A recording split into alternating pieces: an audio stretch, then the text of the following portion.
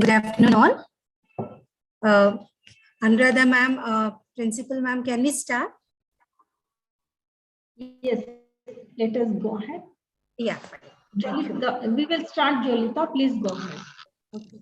Am I audible? Is my voice uninterrupted? Yes. Fine. Thank you, ma'am. Yes. If I'm not audible, kindly let me know, because I will not know. It's not in my thing. So good afternoon to all the participants who have logged in today, and good afternoon to all the dignitaries too. A very warm welcome to today's session of implementation of NEP, jointly organized by Maharani Lakshmi Ammani College and Padma Shri Institutes of Management and Sciences. Myself, Dr. Jolita, PG coordinator at Maharani Lakshmi Ammani College, will be the moderator for you today. I request all the participants to mute yourself. By chance, if you have unmuted, kindly mute your speaker. Also, request you to post your queries in the chat box, which will be taken up in the question and answer session towards the end of this program. In between, if you have any queries, I don't know if the host permit us. If they permit, you can raise your hand in between. So, and kindly put your phone on silent mode. Let's have this session uninterrupted, and we will have gain complete knowledge, because we have eminent speakers today addressing us on how to implement NEP. Thank you all. Let's begin. Reimagining the educational landscape through equity, inclusion, and excellence in education is the aim of NEP 2020. Though the year started with unprecedented times, NEP 2020 was much needed silver lining. As we complete this year to this progressive roadmap, let's look at the instructional sensitivity and mounting steps which are accelerating our progress towards realization of this omnibus policy. A tremendous effort has been put by Maharani Lakshmi Ammani College for Women in association with Padma Shri Institute of Management Sciences in creating awareness as well as the implementation strategy at different institutes for this NEP 2020. Hope by the end of this session, each of our faculty would be aware what the schemes as well as the policies of NEP 2020 speaks. Now, let's begin the session by inviting our principal, Maharani Lakshmi Ammani College, to welcome the gathering and to give a brief overview of today's program. Over to Dr. Shashikala ma'am, Principal MLAC. Ma'am. Thank you, Jolita. A very good afternoon to one and all present here, and a warm welcome to all for a webinar on the buzzword NEP 2020. We are more worried about its implementation and framework, which is the need of the hour. Since almost each one of us have lots of doubts which needs to be clarified, and this is a platform which can be used where we can clear all our doubts. I must thank Dr. Anuradha, Principal, Padma Shri Institute of Management and Sciences, for supporting and helping us organize the event in a short notice. Thank you so much, ma'am. I think this will be a very meaningful webinar where we will be able to clear all our doubts, and that will be our take home today, that we have a clarity on implementing NEP. Okay, so all faculties, I request to make the best use, and whatever doubts, queries you have in mind, please put forth. I think we have experts in this field who will be addressing us, and also we have our Higher Education Council Vice Chairman Timegowda sir, who will be joining us later to also clear the doubts. Thank you so much. Without wasting much of time, we will just move on to the program. Welcome to one and all present. Thank you.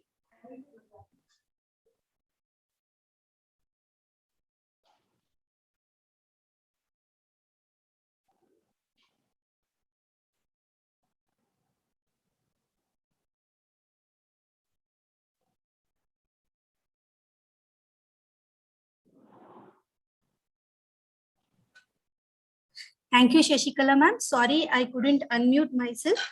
Now I request Mrs. Saraswati H. Nayak, HOD, Department of Sociology, to introduce the speaker of the day, Dr. Anuradha from PIMS. Over to Saraswati.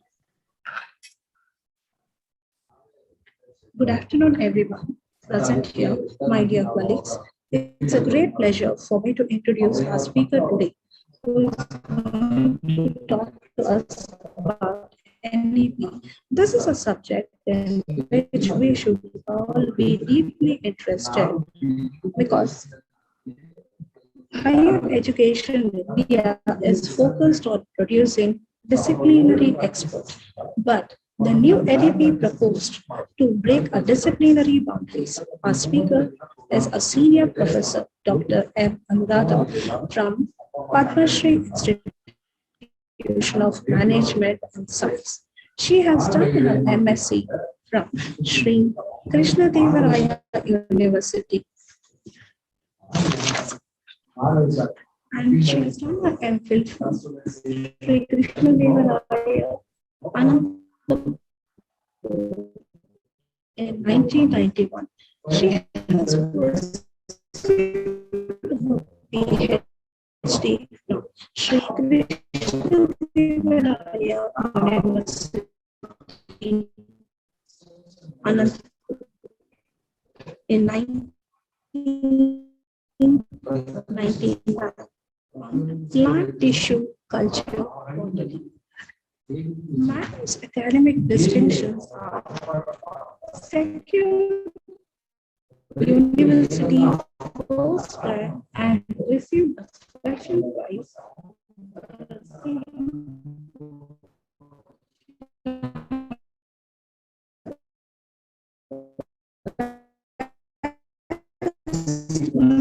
Entrepreneur and the product with the potential award by the government of the Sorry, Saraswati ma'am, I think there's a lot of publication disturbance. in her credit in the reputed journals of national and international. Yes. Saraswati ma'am, your voice is breaking.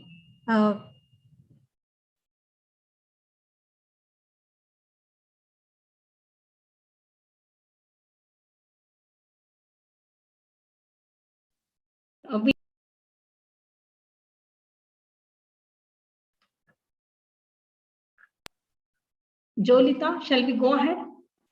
Yes, ma'am. I think she lost connection. It's okay. We will go ahead. Yes, My introduction is not required to that extent.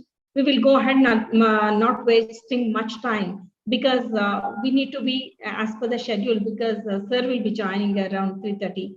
So at least let us have something, some brushing up to ask queries and clarifying our doubts. But let us make use of the situation. Thank you, Jolita, and thank you, Saraswati ma'am, and thank you all of you. A very good afternoon. I will not bore you much. Moreover, I will try to create interest about this NEP. Today, we are going to talk about that, discuss about that, deliberate about that, and start understanding NEP from the stakeholder perspective, that is teachers. Most of us are teachers, or few of them are going to be teachers. And these teachers are the main stakeholders who are going to be the pillars of the successful implementation of NEP. Let me share my screen.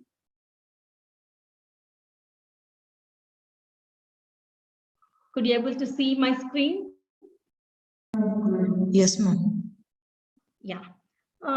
So today, let us brainstorm NEP and understand the curriculum. There are many jargons which many of us are very new to this. Thanks to Karnataka State Higher Education Council and Karnataka State Government and Higher Education Department and Ministry of Higher Education, who really had put a lot of effort and made us to be in the forefront and made us the leaders and pioneers in NEP implementation in the entire country. I'm taking this as a proud moment, and I'm really happy, feel honored to be part of this historical movement. Definitely, generations to come will find a way from this NEP. This is going to be a real transformation in the education milestone. Unfortunately, this kind of education was there in India during Nalanda and Takshashila period. And later, somebody said that if you have to destroy the country, that country has got a very strong education system. We have to break that. Then the country can be broken into pieces. That they could able to make it over a period of time by burning our valuable resources and by making the entire country into the modern culture of education, which was not very holistic, and we were just getting washed away in that system. But at the right time, this NEP implementation has come, where our entire Indian culture will be back, where our vocational education will be back, where our skill training will be back, and everything will be back. For that, in this proud moment, all of you will be part of this. Today, what we are going to know, let us understand the spirit of model curriculum of NEP. First of all, let us see what is this model curriculum and what is the spirit of this model curriculum and how much effort they have put to bring out this curriculum. When NEP is being taught, at that time, there were so many regulations which were there into place. They wanted to inculcate a focused education, a skill-based education, a ethical education, and an education which can give you a holistic personality who can stand on their own feet. At the same time, they have to give back to the society. So many things need to be included in the curriculum. How to do this? When they are planning this, we need to have a structure, isn't it? How we were studying earlier, we were studying pre-optional system when it comes to conventional courses like our BSc, BA, BCom. We had 3 options, like we have to choose either botany, zoology, chemistry, or biotechnology, microbiology, genetics, or economics, maths, and statistics. Like that, you have to take 3 options. This is called as triple major system, which we were following, and child will be studying throughout all the 3 options, and at the end of the 3rd year, they will be getting a degree. When they are doing this, there were certain good things, but there were certain things which were not taking the child, not making the student to be a master or perfect in one particular subject. Then they thought this needs to be a 4 years degree education with honors. But so what? If the student wants to study for 4 years, if he don't want to study for 4 years, if he wants to study for 4 years, it is fine. He will get an honors degree and he will get a lump sum of credits, where he will be eligible to go abroad, or those credits will be useful for so many things. It will be considered like a professional degree. All these things, advantages are there. But there are some students, maybe many a times after PUC, after first year, they may drop out, or second year, they may drop out. They are all called as dropouts. To make our higher education system more robust, they have come out with an idea of multi-exit and entry options. What do you mean by that? If a student studies for 1 year, that is first and second semester, if he leaves, exits, he will not be called as no more a dropout. He'll be given with a certificate. And with that certificate, he can get into a job, or after 1 year, if he thinks to come back, he can enter into the same place where he left. That is the advantage and beauty of this NEP. For that, the entire curriculum need to be restructured, reframed, keeping so many aspects into their mind. It is very difficult. It is very easy to comment on that, but it is very difficult to understand and give model curricula for so many combinations. You know, we have arts, fine arts, English, literature, we have commerce, we have science, we have applied sciences. At the same time, we have basic sciences. Putting everything into one bowl and later making a combination of it, it is not that easy. But people have thought about it. Our Higher Education Council, under the able leadership and governance, they could able to come out with various curricula. It is time and again getting modified. Every day it is getting updated by taking the inputs from so many stakeholders. And finally, they have released so many curricula. And after releasing so many models, the model is, I'm just explaining you model here. What do you mean by model? When I show the model, you should not blink your eyes. That's why I'm trying to explain to you. They have come out with, if a student wants to take 2 majors, till the end of the 4th semester or 5th semester for integrated post-graduation, then what type of structure we have to give. In first year, how many theory papers he has to study, how many practical papers he has to study, what are the value-based education they have to undergo, and what kind of credits we have to give to all these things, and for what we have to conduct exam, and what we have to give internal assessment marks, and how many credits and how many hours of teaching, and all these things become a structure. That is a model. For every course, for example, for commerce, it is, if it is an individual commerce course, that is a core discipline. There are no optionals in this. Like computer applications, there are no optionals in this. For such thing, they have come out with a model. And for a core course like a biotechnology, along with another minor, for example, they want to study botany as major, and they want to pick up another subject as minor, like chemistry. If they want to do it, for that they have given with another model. There, 2 theory papers, both the theory papers require practicals. They have come out with a model for that.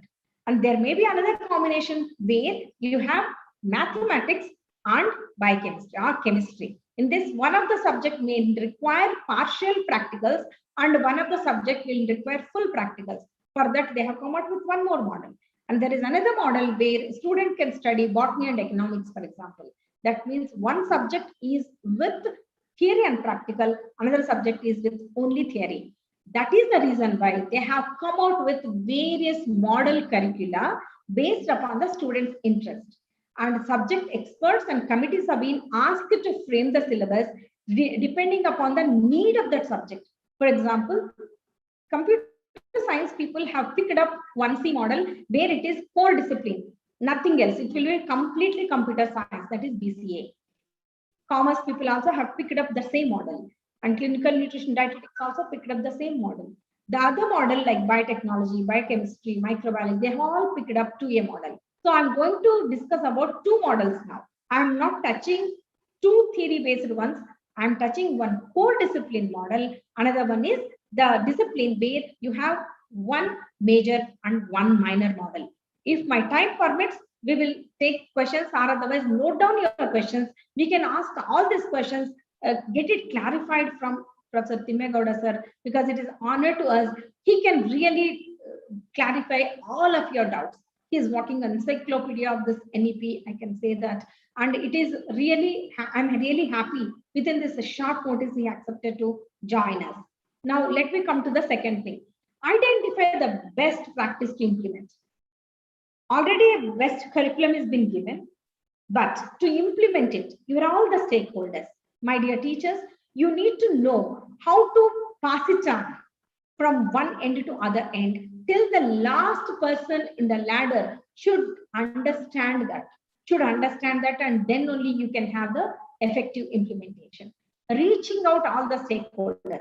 Who are all the stakeholders? Students, parents, teachers, industry, and also other universities. Interdepartmental, interstate, and inter-country collaboration is required, and you have to reach out to all the stakeholders. See, this is what we have done to our education system. This is how we have transformed after doing a lot of brainstorms and after doing so much of factors and exercises, and finally be able to deliver this thing. To do all these things, you need to innovate and simplify the implementation procedure. Don't complicate it. Try to simplify it so that we can deliver it better. Let us understand the basic structure. First semester and second semester, let us thoroughly understand, because we will have little more time to understand third, fourth, fifth semesters, because we are kick-starting first semester. Almost all colleges are starting either by 11th or by 20th or 21st of this month. So almost all colleges of Karnataka are getting into this NEP model, and it is really a historical moment. Once again, I want to say that all the vice chancellors of various universities onto the same platform, one nation, one curriculum. At the same time, we will have uniform calendar of events. You can have the interstate, inter-university, and inter-country transfers, credit transfers, because of the academic bank of credit. There are so many beautiful parts of this NEP. Let us understand it in the coming slides.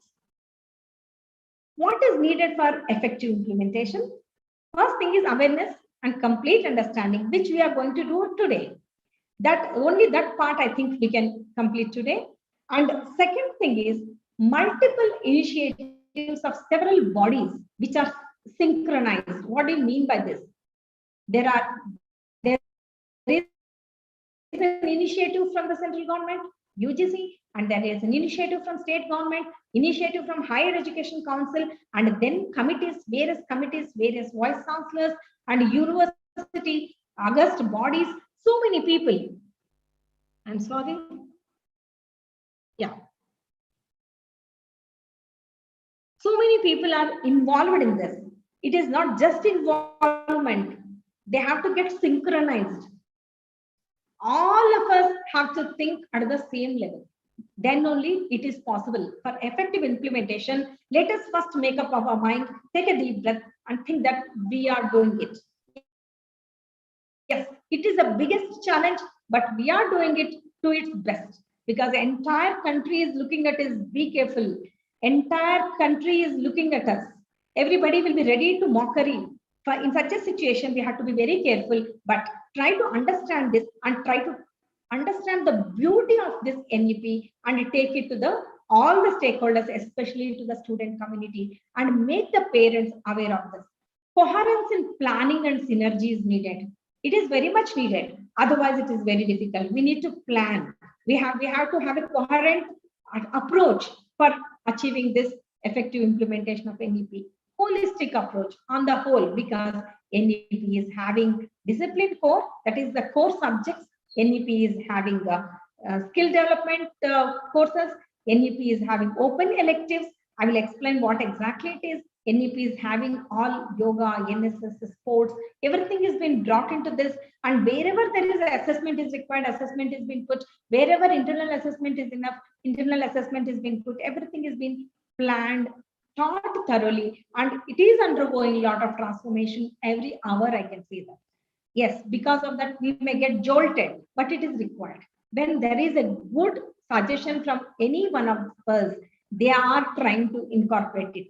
They are not trying to confuse us. They are trying to incorporate and give us a best NEP model of the country.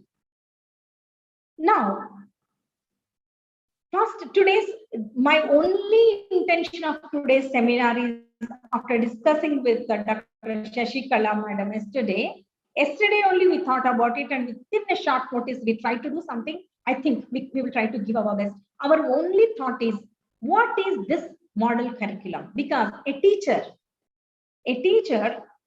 he may not be involved in the regulations. He may not be involved. He or she may not be involved, but he has to deliver the curriculum. He has to deliver the curriculum at the best. Without understanding the model, whatever it is being given, it is very difficult. And moreover, students would have already joined your institution. At that time, when students would have come 2-3 months back or 4 months back, they would have thought that I will do 3 optional subjects. You would have trained them, you would have taught them. Their seniors are doing that, and their great grand seniors did that. Everybody did that. Students are not aware that what is this major and minor system. For that, teacher need to get awareness completely based on the requirement of the program. That is, if it is a core discipline like BCA, or it is a 1 major discipline, or it is a 2 major discipline, the curriculum, different models have been given, but all over Karnataka, most of them have chosen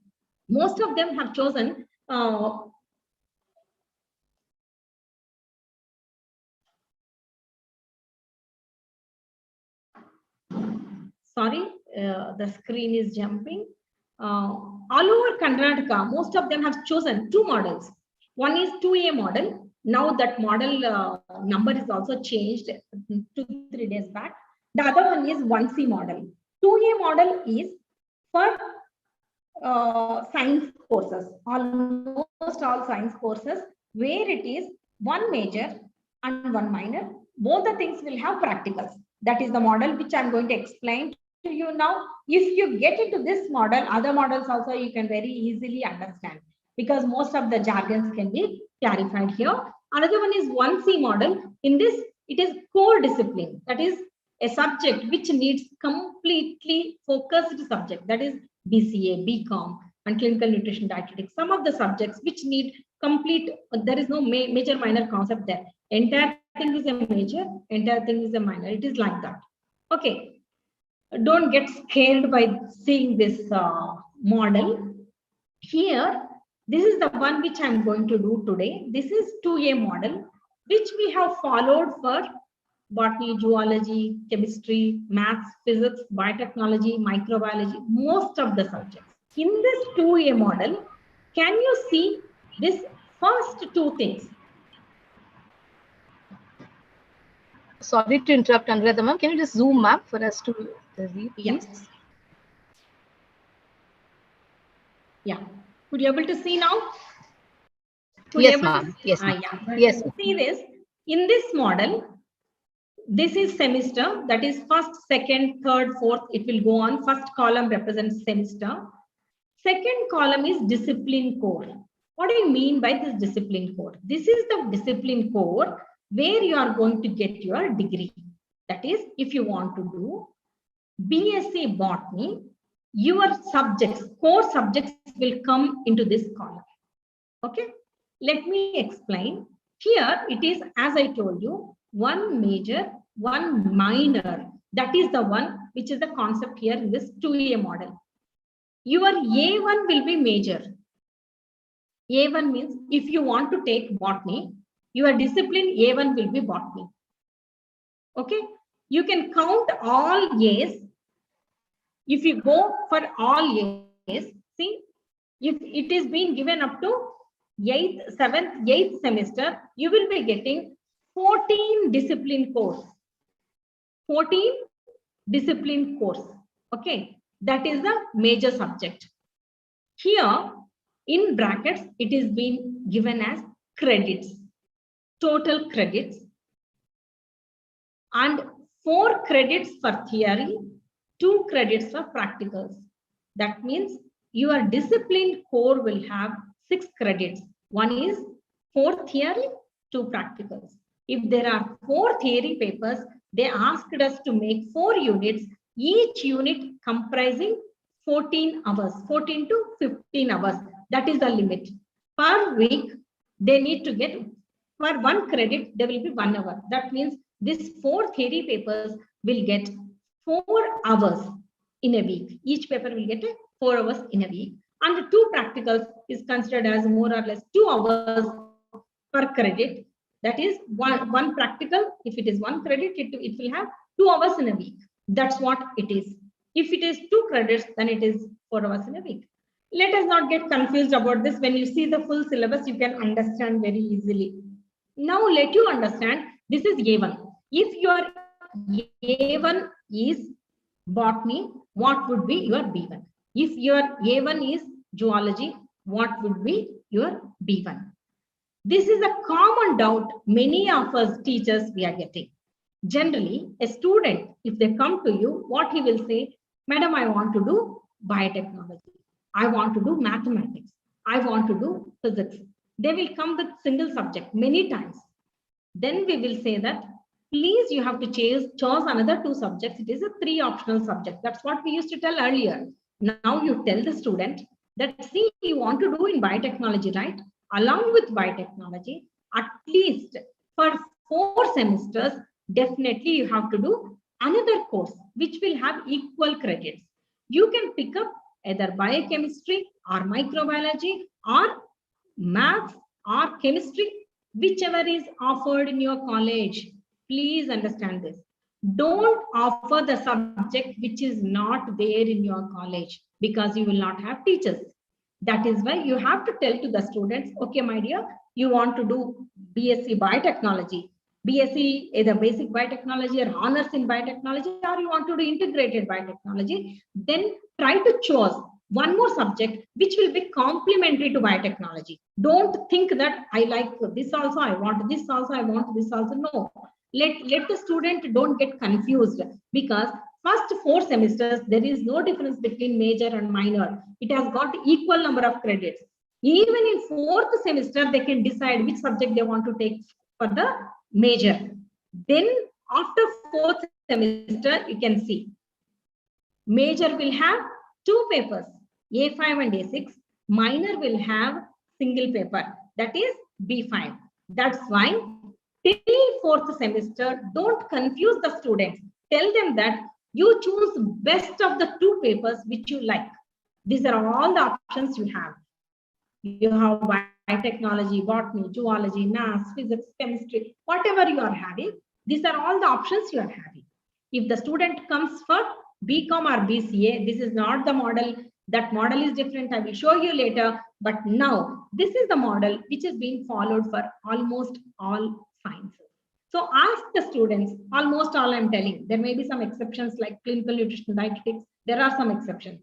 But here, when a student comes to you to ask for, asking for one subject, you ask them to choose another complementary subject. Don't think that I have to suggest the student based upon my workload. Please don't do that.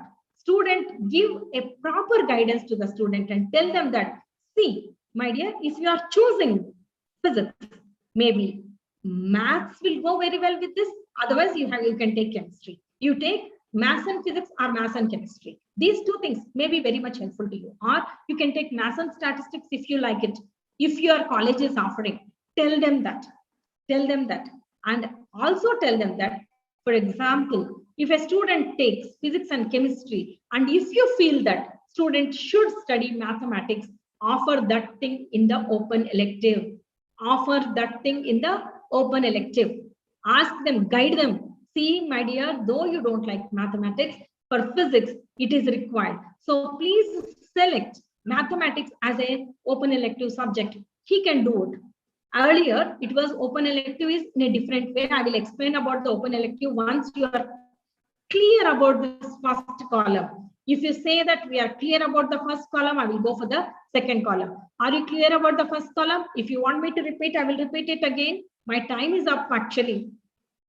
We have started a little late. Yeah? Anyone? Okay, I will go to the second column. Could you able to hear me? If anyone can raise their hand, or if they say yes, I will move forward. Yes, ma'am. Yeah. Okay. Then I think you are very clear about this discipline code. This is the one which will give you the degree. This is the one, your degree name will be this. First column. That is discipline code, which is having 2 papers. Up to 4th semester, both the papers will be having same credits, same practicals, same theory hours. After 4th semester, if they want, they can choose one of the subject as major. Now, coming to the second thing, second column. Here you have open electives. Many people are having lots of doubts regarding open electives. What do you mean by this open elective? Individual department has offered one open elective for other department students. Please understand, it is not that you take biotechnology here and pick up open elective from biotechnology. You don't need that. This open elective is for other department students. If a student has taken discipline A1 as biotechnology, he can choose open elective across whichever your college is offering again. You don't pick up an open elective from statistics where there is no statistics department in your college. You have to pick up open elective from the department whichever you are having. Each department is giving different open electives. I will tell you one example. If a biotechnology student wants to do open elective of statistics, if the department is existing, he can do. If a biotechnology or botany students wants to do open elective given by computer science department, where they might be given, last time we had, right, cyber, some cyber thing we had, and we had English department has given write it right. They have, and their yoga department has given, Sanskrit department. You are free to choose any open elective. Such open electives you have 4 in first 4 semesters. Each year one open elective which has got 3 credits. All 3 are theory. There is no practical. I think you got cleared. And yesterday, someone from Maharani Lakshmamani College were asking me about the open electives given by mathematics department. They have given 3 open electives, if I understood properly when she has shown it. It is open elective from science for science stream, open elective for commerce and accounts, and open elective for others. They have made it in a way where science students, for example, physics and chemistry students, what kind of mathematics they need, that they made as for science stream. If it is open elective for commerce and other people, they have made one, and it is completely different for arts people. Like that, they are offering 3 open electives from mathematics department. These people who have taken botany, zoology, or economics, or anything, physics, they can choose the open elective of mathematics department based upon their need. That's what it means. Okay, and you need to, it is being given by that department, it is not being given by the parent department where this discipline core is there. That's about open elective. Then ability enhancement compulsory courses. These are all languages which are going to be given. We called language expert, Dr. Prasanna Udupikar. She is going to talk about these languages, what is L1 and what is L2, and how to choose. Earlier, there were so many rules and regulations. What will happen to those rules and regulations? She is going to talk about it. This one is skill-based credits. Currently, it is being decided like this. This skill-based credits first semester will be digital fluency, which will be uniform for all of us, whatever stream, whatever discipline core you have taken, and which will be set. The paper is going to, they are going to give the syllabus. It is about the skill-based, like how to, basic things of how to use the digital skills and soft skills. All those things will be there in this skill-based credits. Last one is physical education. Last but one, that is yoga, 1 credit of theory and 2 credits. It is 1 credit.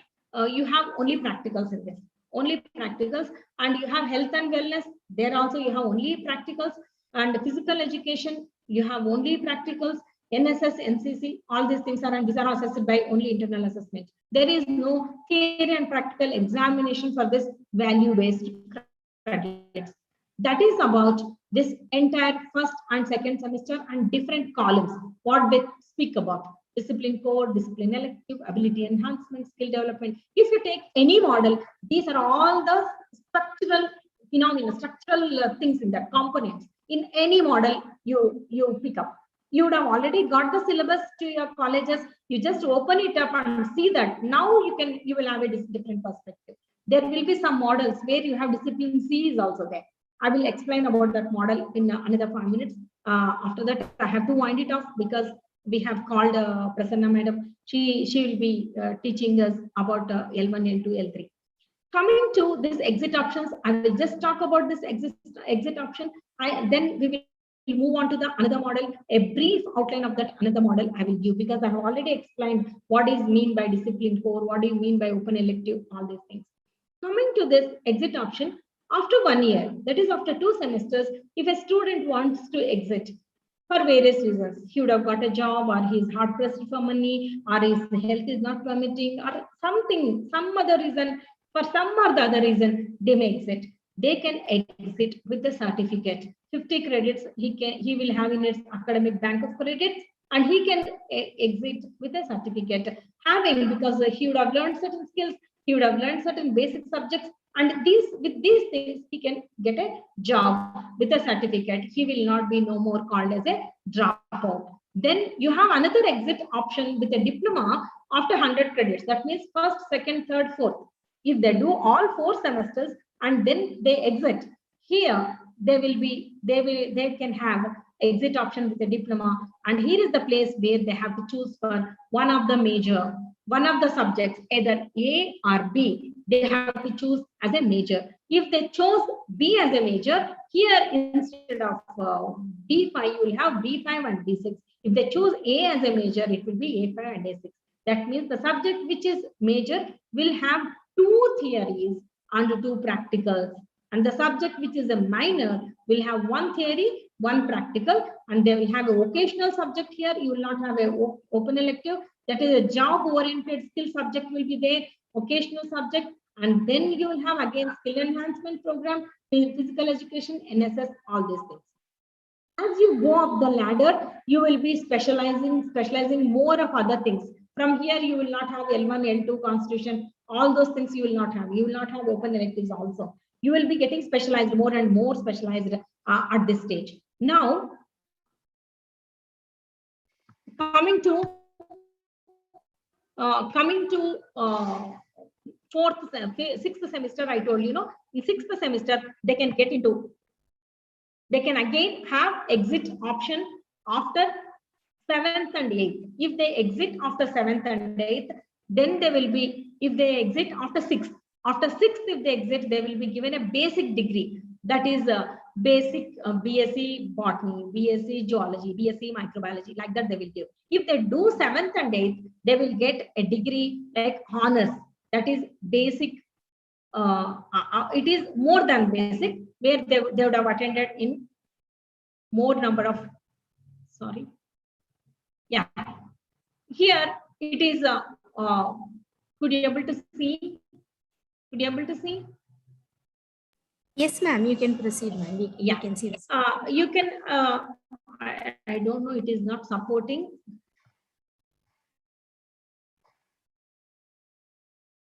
Okay.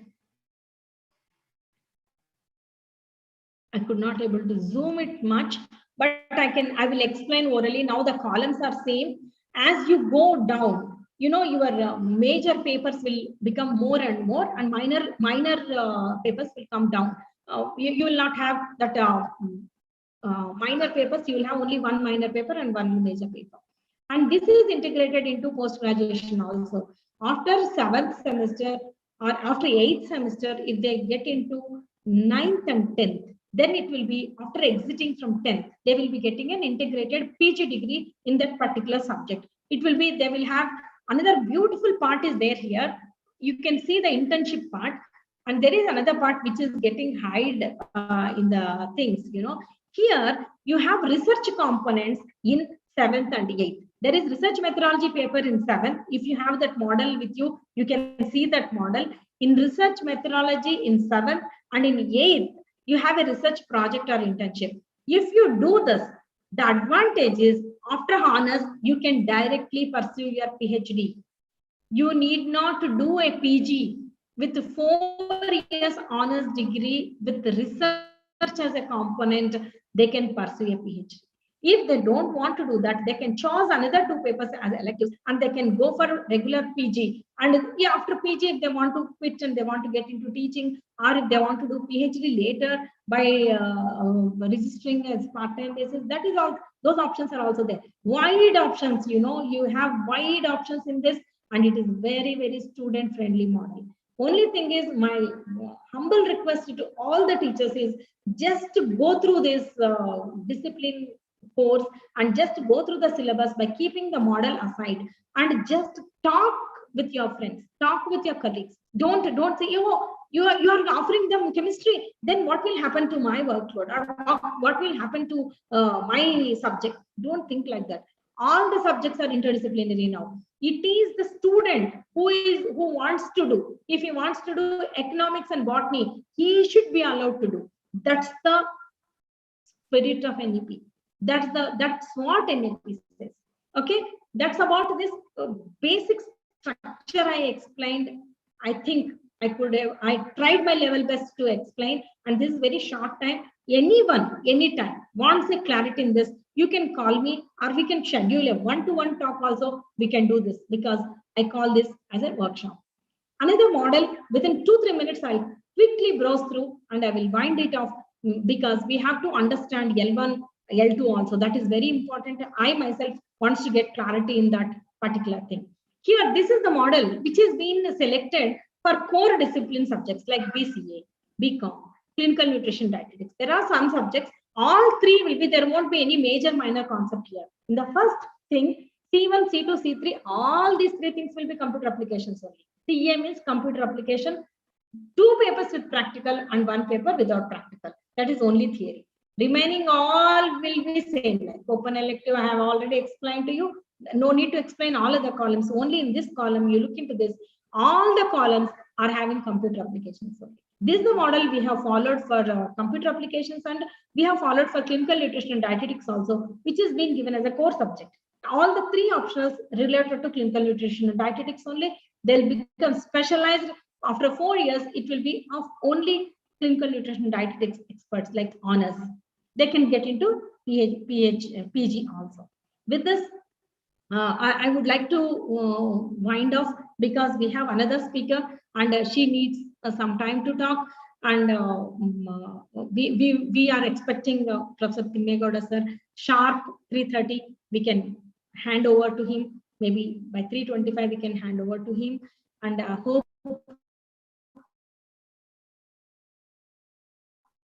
I could able to deliver what all little bit I could able to doubts would not have clarified. Definitely it will clarify when you start working with it. Without starting with that, it is very difficult to understand. Now you can guide your students at least first and second semesters. First semester, what subject to select and how to get into this thing. Nothing to get worried. Actually, it is lesser than what we had earlier. We had 3 theory papers, 2 language papers. Apart from that, open elective. Apart from that, hardcore, softcore. We had so many things, earlier.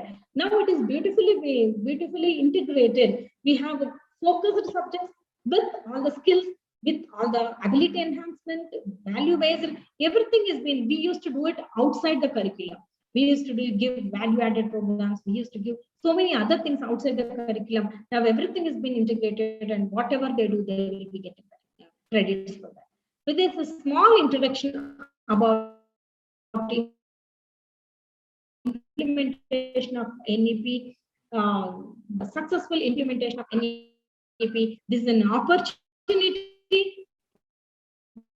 What we got, it's a global opportunity, I'll tell you, and we are getting in tandem with all other requirements. Technology is getting updated. Everything is going very fast. Only education, if it goes slow, we will be lagging behind. And there is no connection between what we learn and what we do it in the later part of life. It will not be like that once you do this. Everything is beautifully interconnected, and it is teething problems. Definitely there will be a lot of teething problems.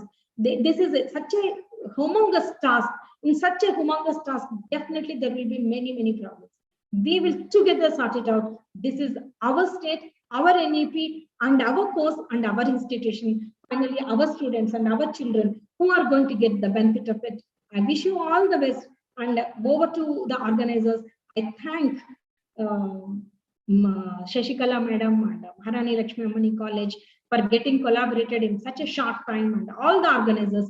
And also I really my heartfelt thanks to Higher Education Council giving me an opportunity to be part of a small part of Urul Sevantaru. And a small part of it to become a part of NEP.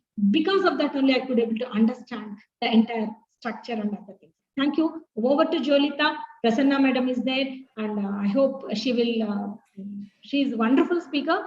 Definitely, it is very tough to impress upon when she is there here. She will give us the outline of what exactly L1, L2.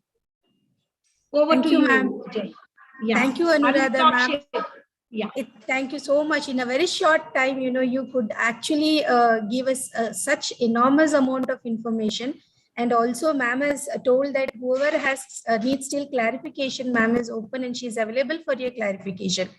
And also, I'd like to tell the participant, due to want of time, we will not take up any questions now. At the end of the sessions, we will take up the question.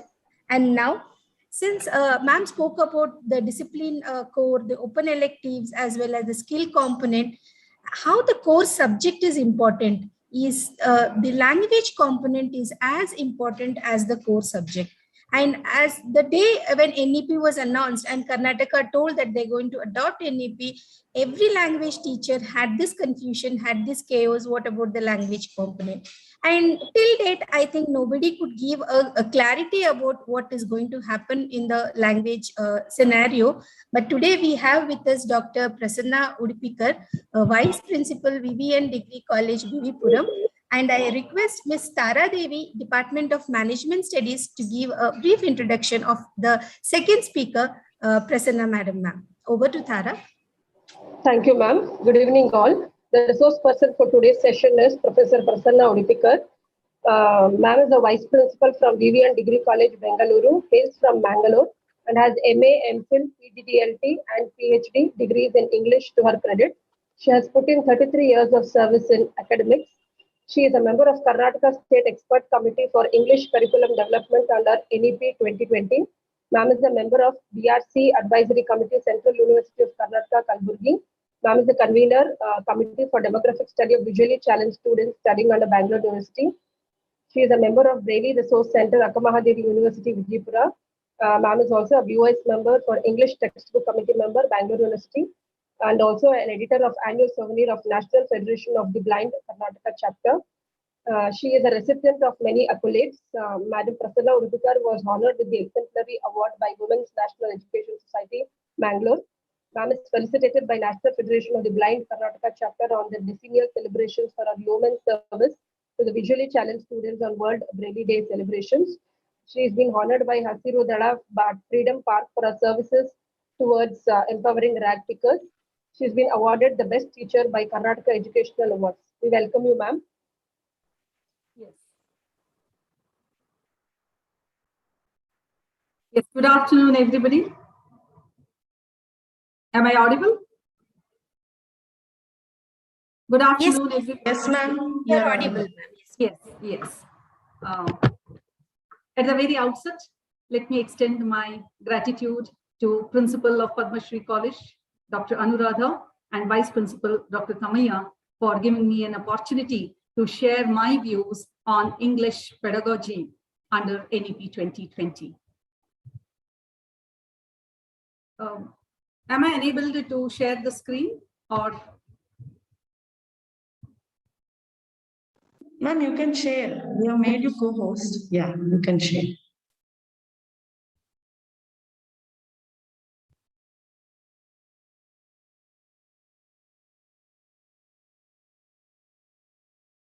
Madam Anuradha has already given a very detailed deliberations on NEP 2020. Excuse me, ma'am, make it slideshow.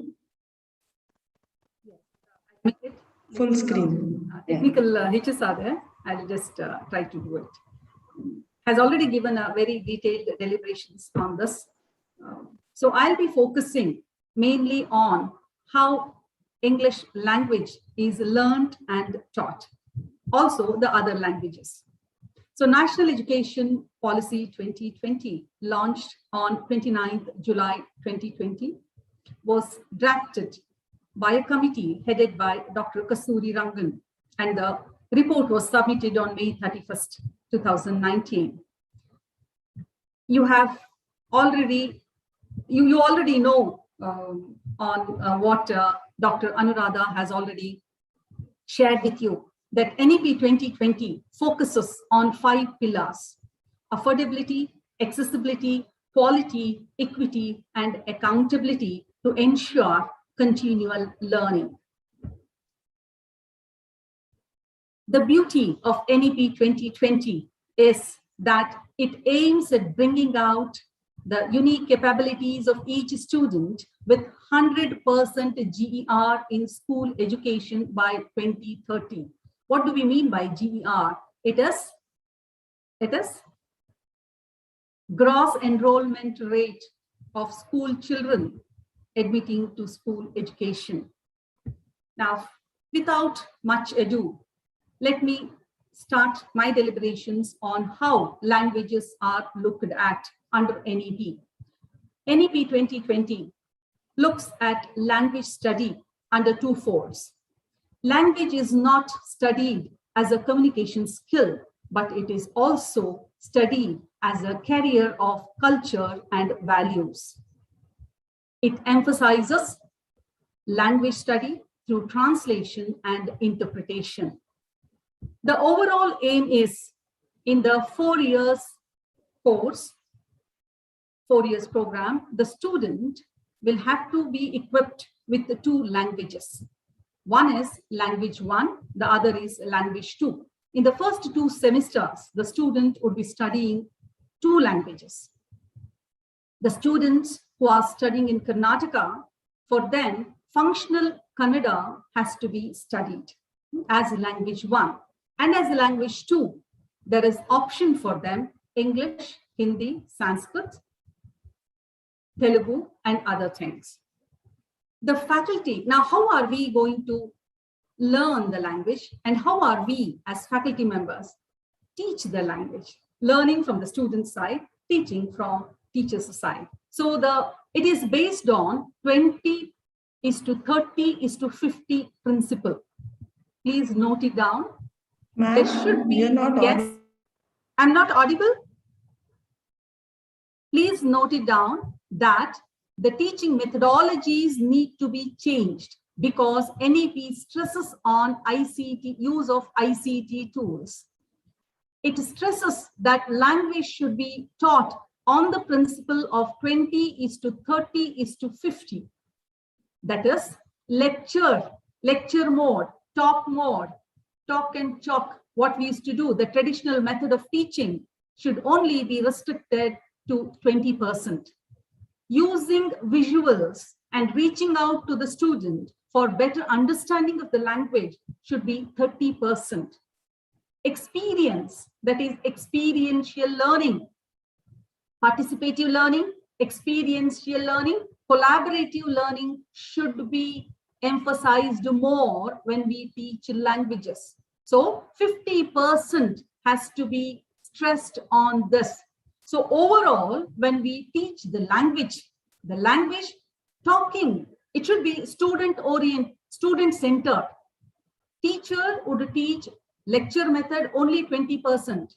30% would be using visuals in the class, using PPT and other ICT tools. Then experience, that is making the students go to take interviews or make a survey, present a report, and all this. That is, lot of importance is given to participative learning of the student in language learning.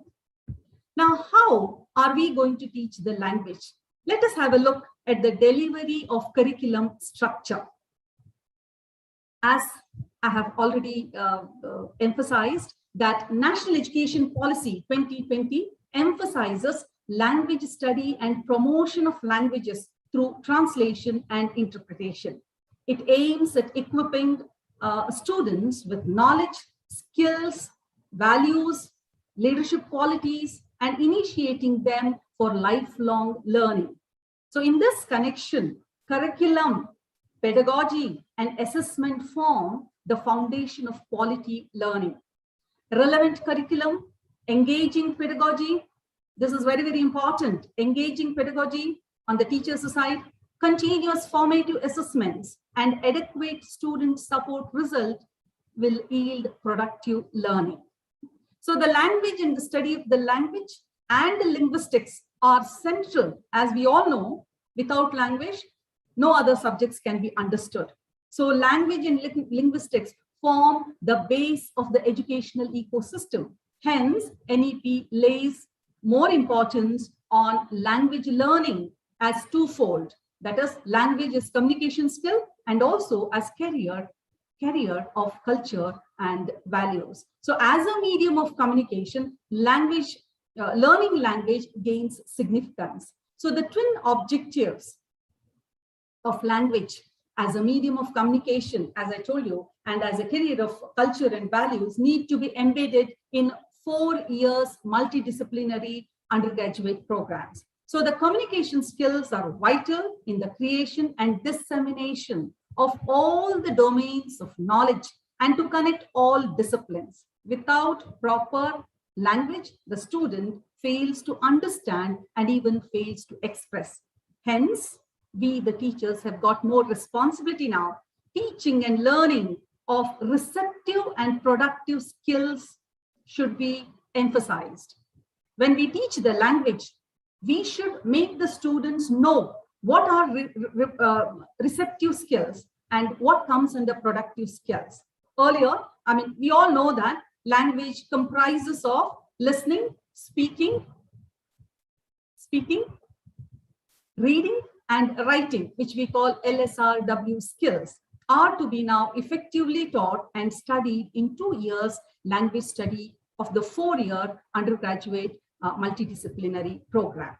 So the curriculum has to align with the latest knowledge requirements and shall meet the specified learning outcomes. So high quality of pedagogy is necessary teaching methodologies should be changed now. We have to adopt new teaching methodologies to successfully impart the curricular material to support students. So pedagogical practices determine the learning experiences that are provided to students, thus directly influencing learning outcomes. Now, let me focus more on English teaching. So delivery of curriculum structure would be in fourfold: receptive skills, productive skills, attitudinal impressions, creative expression. So communication skills, as I told you, it is in two folds. That is, communication skills should be stressed while learning language. And also we have to stress the culture and values to be embedded in the students. So how are we going to do this? Through receptive skills and productive skills, we will teach them communication skills. Through attitudinal impressions, that is, our textbooks have two sections. One is workbook and the other is coursework. Now, in the coursework, we would teach stories, plays, different genres, and with different themes to have an attitudinal impression on the students, make the students more sensitive to their social responsibilities also. This comprises of exercises in grammar, which aim at strengthening the linguistic communication for personal, social, official, professional, business purpose with eloquent and concise expressions. They will be taught, circulars, writing emails, writing weblogs, etc. What is expected from them in the modern society. So the curriculum is designed in such a way, keeping in mind the exit options of the students. Already Dr. Anuradha Madam has told you how after first year, the student, if he wants to exit, there would be certificate given to him. And then the next stage is diploma, etc. So when the student completes his certificate course, that is first and second semester, first year, what should he be equipped with? So keeping in mind, the curriculum is designed. Now the teachers have got to see that the 4 basic skills in any language for that matter are listening, speaking, reading, and writing skills. So in the course of learning a language, the learner begins learning the language by receptive understanding of the nuances of the language. So reading and listening are the receptive skills. Receiving, he receives. So more scope should be given for the students to read. More scope should be given for the students to listen to the language. So by listening and receiving, his knowledge of vocabulary, sentence structure, and other nuances of the language would increase. After the receptive skills, the learner proceeds to productive skills. So when you look at the textbook, English textbook under NEP, what has been structured, we have receptive skills first, and then we move on to productive skills. Productive skills is using language productively. So speaking skills and writing skills are categorized as productive skills. Now coming to, what are we going to teach to the students under receptive skills? Dear teachers, textbook is just a base, and not many things a teacher can do. So receptive skills, reading skills. Now under reading skills, in the textbook, it might have been mentioned just comprehension skills or comprehension passages, short stories, etc., etc. So it consists of, actually reading skill comprises of literal and critical understanding skills, vocabulary development, and reading competence, etc. So how are we going to make the students know about their reading? We have to tell the student, we have to give the knowledge to the students that reading comprises of, how they have got to categorize the reading. Academic reading, what academic reading is, we have to teach them. Reading textbooks, theses, essays, papers, reference materials, etc. come under academic reading. Job-related reading, reading magazines, applications, schedule, letters, emails, etc. come under job-related reading. Personal reading, reading of newspaper, reading of stories, magazines, invitations, novels, etc. come under personal reading. So why they read these things? That also we have to give them knowledge. That is, personal reading is done for self-entertainment. Job-related or professional reading is done to equip themselves with a better knowledge to make them market ready, prepared to face the interviews and all. Academic reading is done in order to present a paper, to do a survey, to write a report, etc. So these basic knowledge should be given to the students with examples and involve the students in such activities. Later, the teacher should encourage oral reading and silent reading, expounding on its benefits. The workbook would comprise exercises on reading methods to equip the students with reading skills. Comprehension passage would be given like every year, but this time your teaching methodology should focus on teaching the students what is meant by intensive reading, what is meant by extensive reading, what is meant by skimming, what is meant by scanning. If they know this, automatically the student would be able to make the notes, take the notes, summarize, precis writing, all these things automatically the student would be trained in. For example, when you speak of intensive reading, you would tell intensive reading involves learners reading in detail and specific learning aims and tasks. Exercises such as reading paragraphs to find a suitable title, reading paragraphs to find the synonyms, etc. you can give to the student. For example, when you give a comprehension passage, you can ask the students to read it and find out, give your some antonyms to the words present there, or find out the synonyms, or find out the adjectives, find out the prepositions, etc. So what happens there is the student intensely reads, and this is called intensive reading.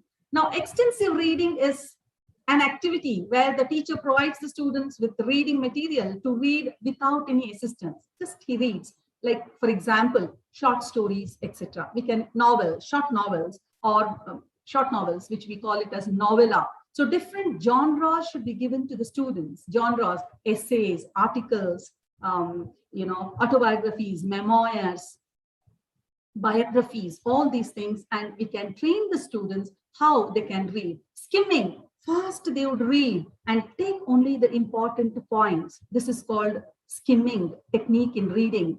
Scanning is a useful reading method to find a specific piece of information. For example, one topic you have given, they have to find some material for the topic, they will do scanning.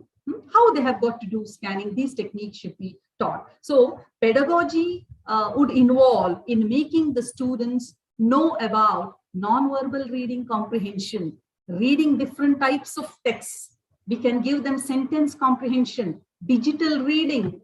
All the students do carry mobile, or ICT tools we can make use of in the class and teach them. What do we mean by browsing? What is meant by non-visual desktop assistance? Now, NVDA, which can be freely downloaded on your system, which would help the visually challenged students, which would read out the text that is displayed on the screen. So this also knowledge you should have. If there is in a class, if there is a visually challenged student, a teacher should assist him by giving him the knowledge, telling that he should download NVDA in his system, and then he will be able to listen to it. E-reading sources we have to int. Okay, then moving on to listening skills. Now, listening is very important, but hardly any importance is given to it. We just listen without knowing what are the techniques of listening. So now we have to teach them what are the different types of listening, how we can improve on listening skills. The more and the better way the student is able to listen, definitely his language skills are going to improve. So play audios in the class, videos you can take, make the students listen to it, jot down some words from it. So it would be a fun grammar class where the student would be equipped with listening skills. So when you teach listening skills, you have to teach them what is discriminative listening, what is comprehensive listening, what is listening, critical listening, biased listening, sympathetic listening, and empathetic listening. So like this, the difference we have to tell. Now, how the teacher is doing this? The teacher can do this by taking pre-recorded audios.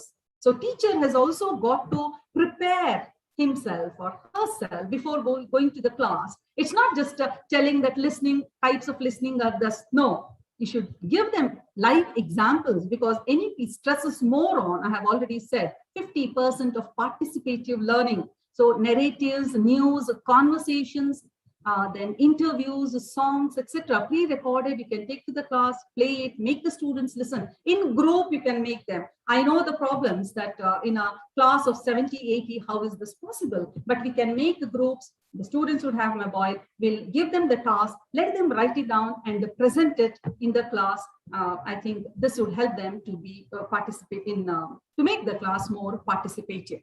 So this is all about reading and listening. First, let us have a look at the speaking skills and writing skills, which we call it as productive skills. So if the student has been equipped with receptive skills very well, then definitely you can see the result immediately in productive skills. Speaking of the student would improve, and even the writing skills of the student would have improved. Now, speaking, we need to give performance activities we have got to make. Now, there are a list of pedagogy which is passed across in the textbook. Role plays should be made to be done. Participative activities, discussions, linguistically structured activities, repetitions, etc. If we do it in the class, automatically speaking skills, pronunciation. Now, the question is, how can in general English class we can do it? Even in general English class, we can do it.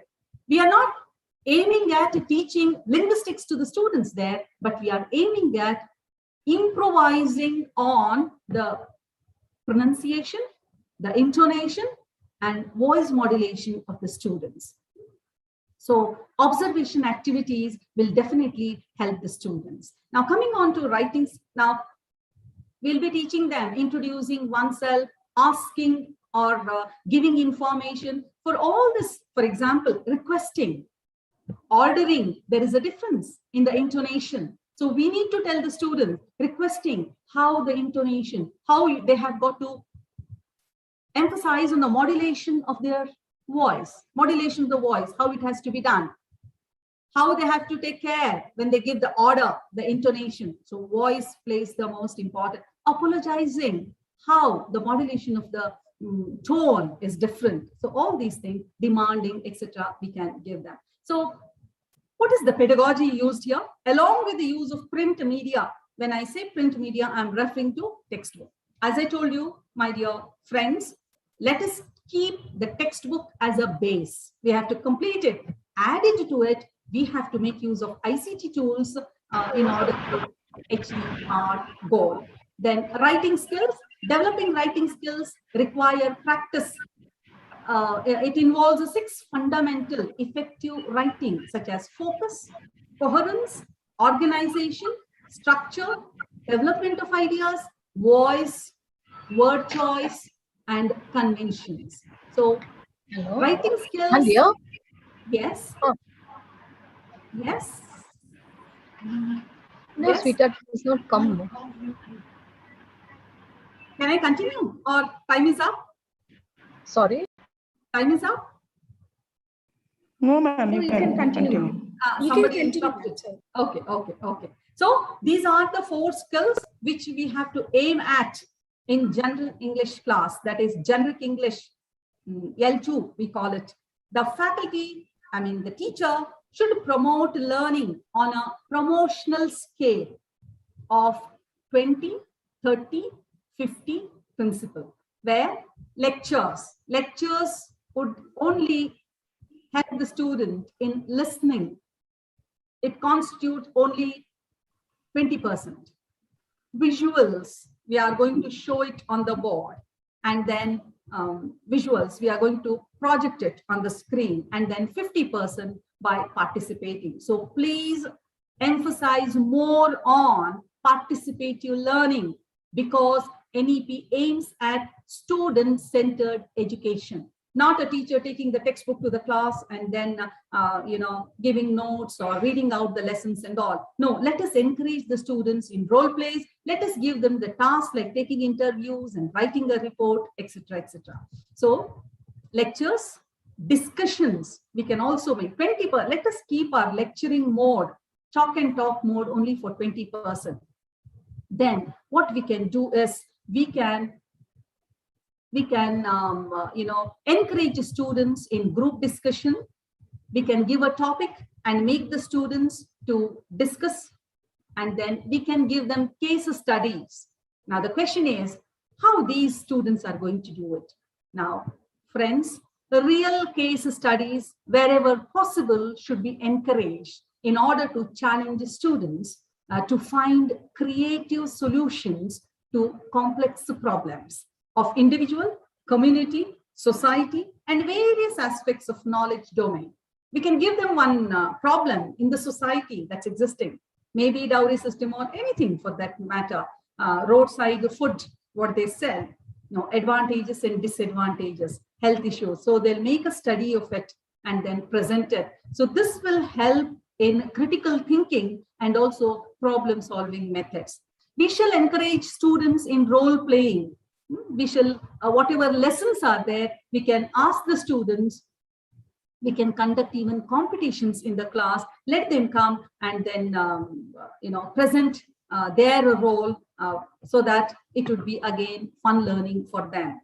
Teamwork, what has to be stressed, that is positive collaboration in the form of teamwork is critical in the classroom environment, and this also we have got to encourage. Then the second thing what NEP stresses is on study tours, field visits, etc. These may include, knowledge creation, preservation. You can ask them to go to a museum and write a report on it. So that the writing skills of the students would improve, and also it will improve their thinking capacity and expression as well as observation also. I think time is up. It is 3:10. I have cut short my talk.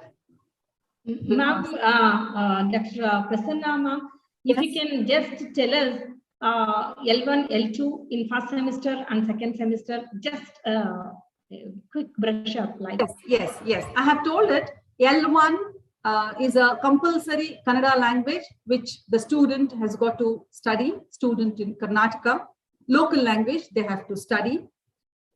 L2 there is a choice between Kannada. I think I had put the screen there. Yeah, in the first. Yes. L1 Kannada is compulsory. Now, for example, if the student is an international student and non-Kannadigas, students from other states, if they are not able to study Kannada, then there is a choice for them.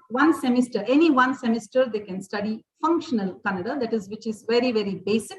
And then they have to study again, there is a choice. Any language they can take up and study. There is a choice for them. L2, you have got again choice. You can take English or Hindi, Sanskrit, Telugu, Tamil, or any other language. There is a choice between these languages. They can study it. Yes. It is for 2 semesters. And then what about next semesters? Both the semesters. This is for the first semester. Second semester, again, you will have Kannada. Again, we have, there is Kannada again. There is Kannada. Kannada is compulsory only for international students out of the state, non-Kannadigas. For them, any one semester, they can study this functional Kannada, and then they can study any other language. That is additional English or any other language. Any other language. Thank you, ma'am. Yes. Yeah, over to Jolita. Thank you, Prasanna ma'am. In fact, you had given us such a elaborative understanding of how participative learning can be included in languages, and how languages can also be taught in par with the core technical subjects too.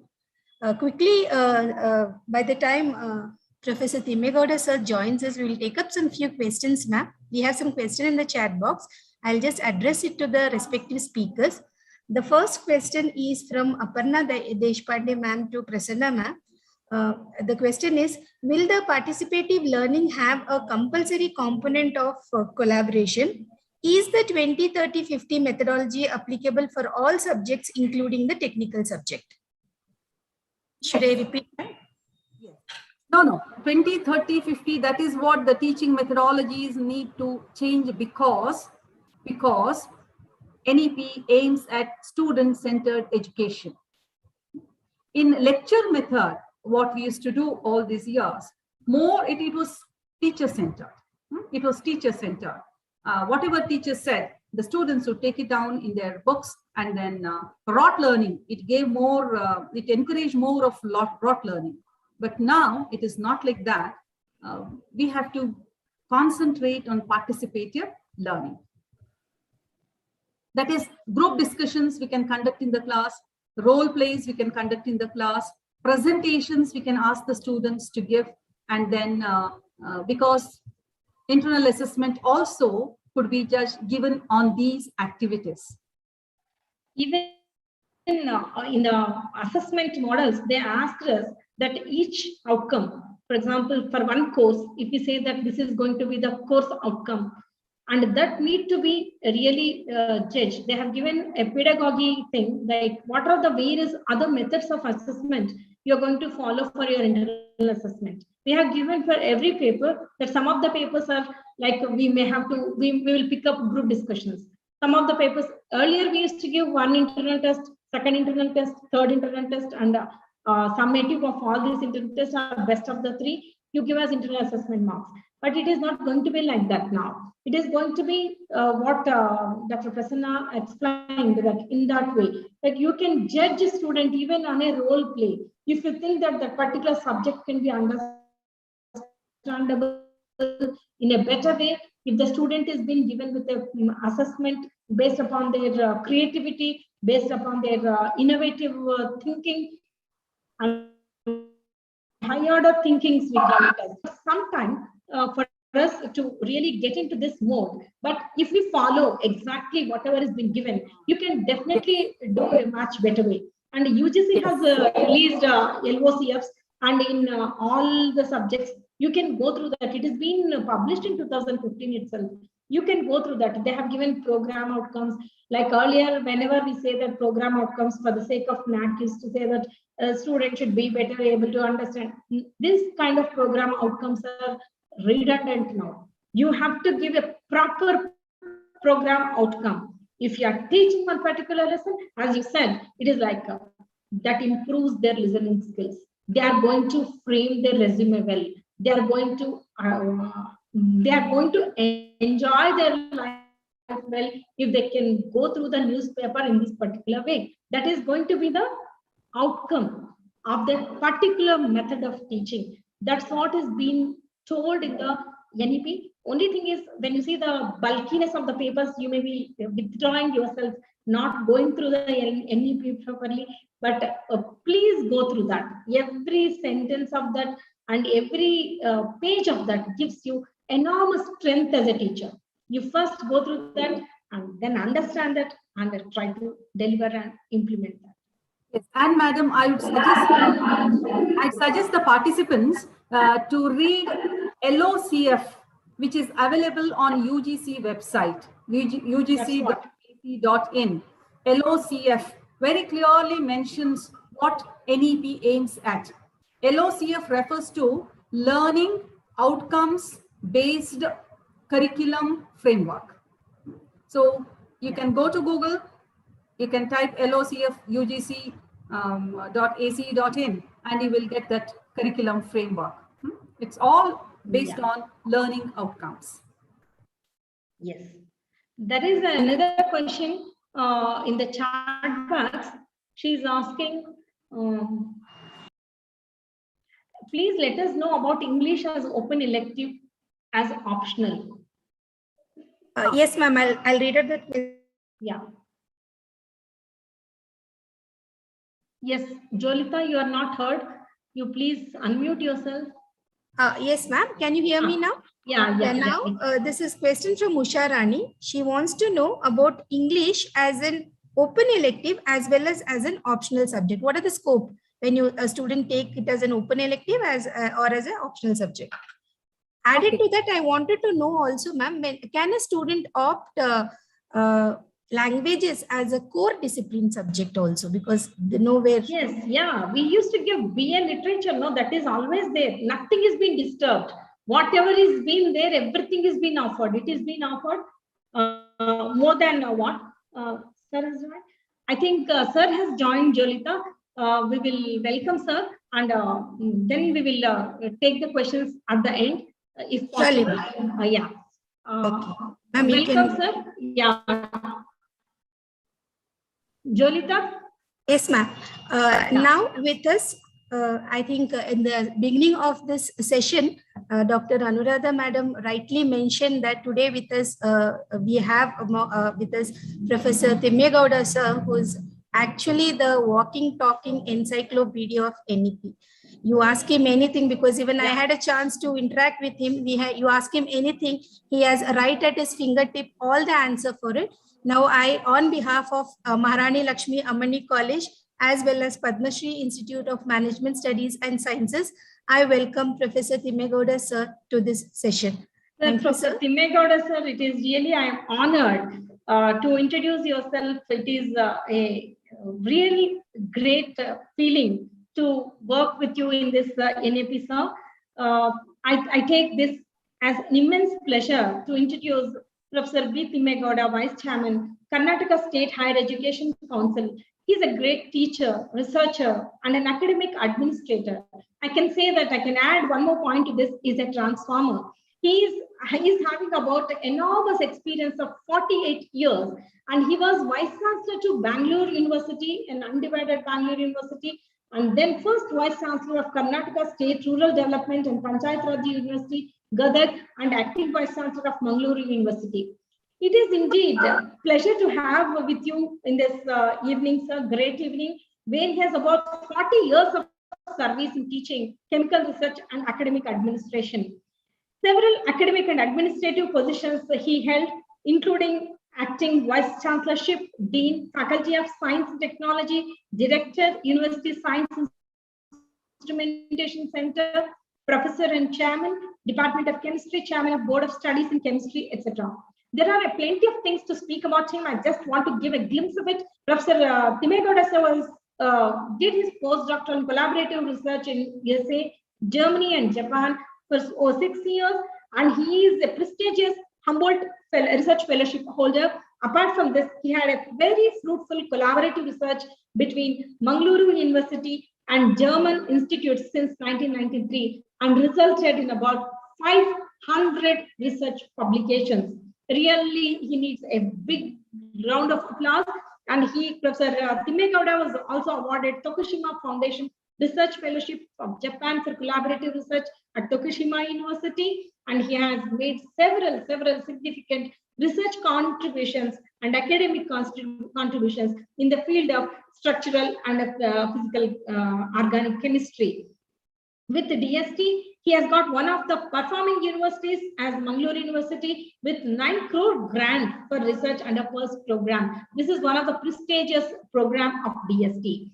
And it would have been mean of me if I don't mention that CBCS system, what we had in Bangalore University. I know whenever we pass through university, even at 9 o'clock, he used to singly alone sitting and doing that entire framework so beautifully made. Same thing is been, he is now, I can call him as, take the privilege to call him as an architect of that entire CBCS system. Apart from that, now he is into the architecture, building NEP in Karnataka State.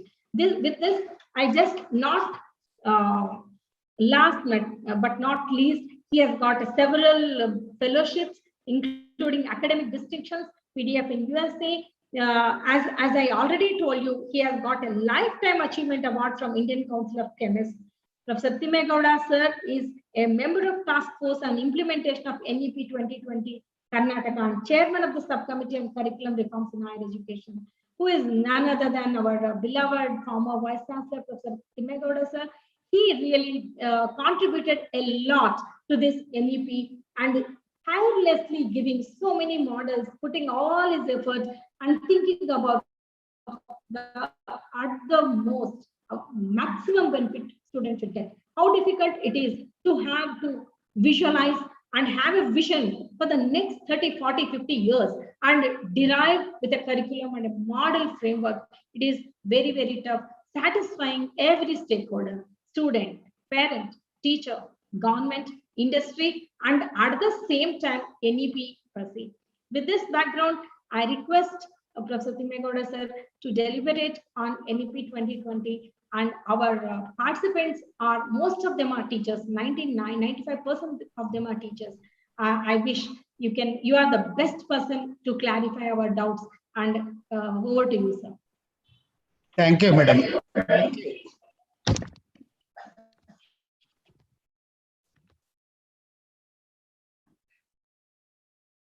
Good afternoon. Good afternoon, sir. Yeah, namaste. Yeah, I was told that I have to interact with you for the questions asked. Therefore, Yes, any yes, questions, sir. I invite those questions. I had 2 hours lecture in the morning and 1 hour interaction at Seshadripuram College in groups of institutions. I have come back at 3 o'clock and I was told it is at 3:30. Okay, Yeah, sir. no problem. Please. Yes, sir. Actually, I'll just brief you, give you a one line outlay what we did. Actually, from 2 o'clock, we started deliberating on what are this model curricula and how a college need to offer to the student who is going to take up his BSc or BA or BCom program. We have shown that those model curricula and discussed about that and explained what a discipline core, what an open elective is, what a vocational program is, what a all the things, whatever we have in the structure is being explained. And Dr. Prasanna Udipikar explained about language, how languages have been conceived and how languages are going to be included in our curriculum. These are the things what they have explained. So there are few questions. These questions they can directly ask. Jolita, you can open the chat box or ask them to unmute themselves and ask these questions. Yes, ma'am. I request all the participants, if any questions you can directly ask to sir, or if not unmute, kindly post your questions in the chat box, which I'll be reading out on your behalf. Sir, until we get other question, I have just one from my side. We have a question.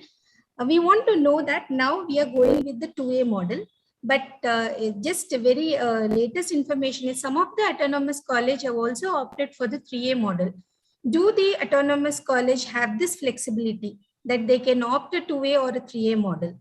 And also, how about colleges which are having PG courses? Can they go for integrated PG course program under the NEP? Madam, the difference between 2A and 3A is only in the 3rd year. Therefore, in the 2A model, they take one major and one minor, whereas in the 3A model, they take both as majors. Therefore, what they start with is they choose 2 core subjects to begin with and an open elective. And of course, as you all know, there are 2 languages and there will be digital fluency or some other substitute skill enhancement course and sports part. And of course, the yoga is there and the health and wellness, the other course in the 1st semester. Once they choose 2 core subjects, only for this year, we have made it almost unwritten directive that they have to choose 2 subjects within the faculty. Like if they are in the science faculty, they have to choose 2 science subjects. In the arts, they can choose 2 arts subjects. And commerce and BBA, etc., they need not have to choose the problem. Once the course choose the program, the discipline gets fixed. Therefore, they continue with the 2 core subjects up to the end of the 4th semester, and they choose a major or a minor in the 3rd year, that is in 2A model. They continue both as majors in the 3A model, whereas in the 4th year, if they are in choose the 2A model, the major they will continue in the 4th year to get the degree with honors in that subject. If they are choosing 2 subjects as majors in the 3rd year, 4th year they have to choose one of them as majors and continue. And if they want to get the degree, honors degree in both the subjects, they have to spend 1 more year, get dual degree. That is also possible. Why we have suggested 3A model? It is mainly not for taking 2 subjects. Eventually, that will come into effect from the next academic year. They can as well choose 1 subject and 1 vocational subject. They may choose 1 subject, 1 education subject. They may choose 1 subject, 1 management subject. They continue both as major till the end of the 3rd year. 4th year, they can decide whether to have a degree in discipline or degree in vocation, or to get a degree in discipline or degree in education, or to get a degree in discipline or degree in management, that sort of thing. And if they want to get both the degrees, and of course they have to spend 1 more year, that is the purpose with which we have introduced 3A model. There is no problem if they want to study 2 subjects at the same level 3rd year, they may have to take 1 or 2 papers extra. They can as well 3A, no problem at all. They can as well use 2A or 3A, there is no problem in it. That will come into effect only after 2 years. That doesn't matter. It is up to you, up to the institution to go ahead with that. Okay, sir. So not this year, we have to be in accordance with the parent university. No. 2 majors now itself is possible, 2 major, because that will be only in the 3rd year of the program. Okay, sir. Now they have 1st year, next year, 2nd year, only when the 3rd year, they have to choose either continue both as majors as per 3A model, or choose one of them as major, other as minor. That also happens only in the 3rd year of the program. We are anyway starting with the 1st year of the program. And sir, you mean to say that we need to give from 3rd year, maybe down the line, we have to give the same subjects, like 2 double majors also we need to give as the papers? Madam, let me make it very clear. It is not the question of our giving. It is the question of candidate choosing. Therefore, candidate chooses 2 subjects. Then in the 3rd year, that is in the beginning of the 5th semester, you may continue both as majors, or you may continue one of them as major, the other as minor, or out of the 2 subjects, you may choose one of them as major and discontinue other, take the 3rd subject as minor. That freedom also can be allowed. To that extent, the candidate has flexibility. Generally, there should be good number of students who are opting for it, no sir? Is there any number, minimum number? No, what you do is allowed to take 2 subjects as major? Now, if there are 2 subjects, you have to limit the candidates. You have to make them to choose both these. Some have to choose subject A, some have to choose subject B, or discipline A or discipline B. What you do is, depending on your strength, limit the number in subject for discipline A number for discipline B. Some yardstick to you use, choose one of them as major. Otherwise, all of them may choose subject A or discipline A. That should not happen, because the candidates have to choose the 2nd subject also. For that, you have to use some merit or percentage secured, some criteria used to allow the candidates to choose based on merit. Yeah, maybe some reservation category also you may have to do it. Okay. There is a question. Yes, yes, Jolita, would you like to? Yes, ma'am. There's a question. Yeah, there's a question from Nischita Hoblidar. Can science and commerce students take optional English as core paper? Commerce, there is no problem. Commerce, they cannot choose, madam. The moment they choose commerce, BCom, subject of commerce is fixed. Therefore, there is no question of, there is no need for choosing the subjects. Only they have to choose open elective other than the commerce. I don't know whether I have made my point very clear. Yes, sir. Yes. The moment they BCom, they choose, commerce is fixed. And that is BCom. In place of 2 core subjects, commerce is taken. Therefore, open elective, they have to choose that has to be outside the commerce subject. there they can choose English as open elective. If the Yes, English they can choose as open they can elective. choose as an open elective. Yeah, any subject can choose as open elective. So if I am right, the question is whether they can take a combination of one commerce as discipline core, another one is as English. That's No, what madam, commerce doesn't appear at all. Commerce goes as a program score. Yeah, I know. There's no question of choosing commerce. The moment you choose commerce, it becomes BCom. Yeah. It will be the. I mean, you remember in any program whatever we have done for core subject we have put 12 credits, open elective 3 credits, language 3 plus 3 credits, 2 credits for skill enhancement course, 2 credits for sports, etc. We have made it 25 credits. Yeah. Therefore, these 12 credits in BA, BSc, what they do is they choose 2 subjects for 6 credits each. Yes, ma'am.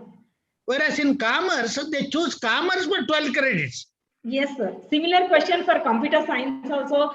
Partner, they are asking similar question. Administration also same situation. Yeah. Computer science, business administration, commerce, and the nutrition and even hotel management, clinical nutrition, yeah, whatever it is, yes. These are all 1C model where it will be core subject. We call them as program core. Here we use the word discipline core, where there we use the term program core. Okay. Program core. Okay, sir. Thank you, sir. So we have a question from Aparna Deshpande. You had another question regarding the integrated master's program. Yes, if sir. you are already running an master's program there, integrated master's program, you can switch over to the NEP model. Their same thing continues. You can go up to 5th year with exit option at 3rd year and 4th year. Some want to give even on the 1st and 2nd year. If you want to give, you give, no problem. Because those who join for integrated master degree, they may not have early exit unless it is mandatory, it is compulsory, unavoidable. Otherwise, generally they don't take exit option at the completion of the 1st year or 2nd year. Yeah, therefore there is no problem. You can continue with the NEP. Sir, another question is from Sushma. English, does it have the same syllabus for all streams or they have different syllabus? You mean English? English, sir. That is... Madam, for me, it is very difficult to answer and it is a delicate thing to answer. You know, in languages, they have made, in my personal, as a person, I want to give my opinion, not as Vice Chairman of Karnataka State Higher Education Council.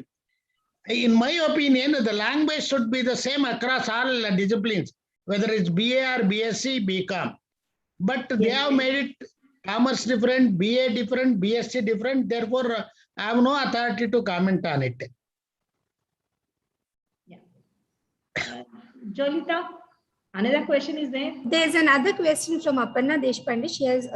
She has 2 questions. One is she wants to know about the importance of collaborative learning. The other one is how can now at the early stage that the college is, if I'm right, she wants to know how can the teachers as well as the students work on online collaborative learning as well as work with the government to support NEP. The madams, to begin with, the candidate chooses the subject, start learning. And of course, the blended mode and academic bank of credits, etc., credit transfer enabling, etc., is there. There they have allowed up to 40% of the total courses, whether it is for certificate course or diploma or basic degree, honors degree or master degree. One can earn 40% of the credits through online mode. That is a provision that has been made. Therefore, that doesn't mean that all of a sudden one can do that. It takes years together to get set, get streamlined. Therefore, you may make an humble beginning. Probably in next 2-3 years time, things may get stabilized.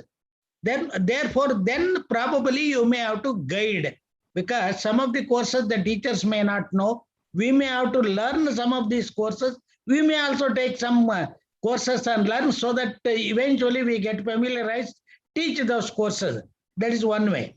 And this collaborative part, it is only a project sort of work. You may have to do it, or project PBL model they call it. That is where you have to, one has to collaborate and other things and help each other. That is the collaborative work. If we take two courses, if two candidates take two courses, some online course, they can discuss across and do it and study together. There is a combined studies out of it. Both of them may clear it. Otherwise, I don't know what you mean by collaborative study. I think she can post another question on that. So we have a question from Vincent Paul A. They want to know that will NEP be helpful and motivated for people, those who come from marginalized society, to complete their course? In an exit option will make a huge dropouts in the education field. Madam, this exit option, even now people do exit out of compulsion because the girls get married. There are some family problem, economical issues. Unavoidably, they do exit even now. That is happening.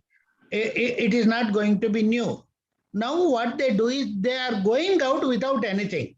Now we are giving whatever the courses that they have studied, whatever the number of years of study that they have completed, we are giving them certificate. Therefore, it will be a graceful exit. It doesn't mean all of them would exit. Therefore, there will not be more than 5% exit. I take it may be 2 to 3%, if at all, if they leave. The moment they join the course, they join the program with the intention of getting the degree or honors degree or master degree, some may even a PhD degree. Therefore, they do not join the programs with the intention of exiting. Therefore, unavoidably, they exit and come back and continue their studies. Even if 2-3% people exit, it is only a question of 2-3 years. After 2-3 years, they come back again. Therefore, that get normalized. That will not be a problem at all. Whatever that is already there, they were exiting. They used to go with bare-handed. Now there will be a graceful exit and they come back. When once the certification is there, they need not have to come back to the same institution. They can as well go to the other institution elsewhere, continue their studies. It is a facility that is extended to the student. It doesn't mean that would result in greater dropouts and it would decrease the workload, lower the, the intake capacity, the student strength in the colleges and universities. I don't think this will be an issue. You yourself would see that will be very minimal. That will not pose any problem. Okay, sir. So if they exit for want of some problem, 1 or 2% or less than that, how long they will be given an opportunity to rejoin, sir? Is there any period? Madam, there is no limit for it because anytime they can join, but the Academic Bank of Credit says the credits we deposit in the Academic Bank of Credit, it is valid for 7 years. Therefore, in order to make use of whatever courses he or she has studied, probably they may have to rejoin within 7 years. That is the only limit. Otherwise, they are free to rejoin.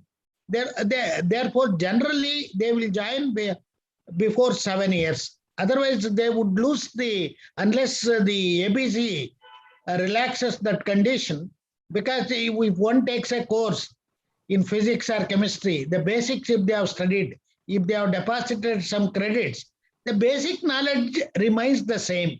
There won't be any updation. For example, artificial intelligence, if you take now, if you take it after 2 years, it may be totally changed. The lifespan may not be 7 years, maybe 2-3 years, in which case the candidate has to redo the course as per the latest development. Only that is the limitation. Otherwise, there is no duration limit to rejoin the course. The candidate would weigh the pros and cons. I think they would join within 5 years so that they can make use of the credits already earned.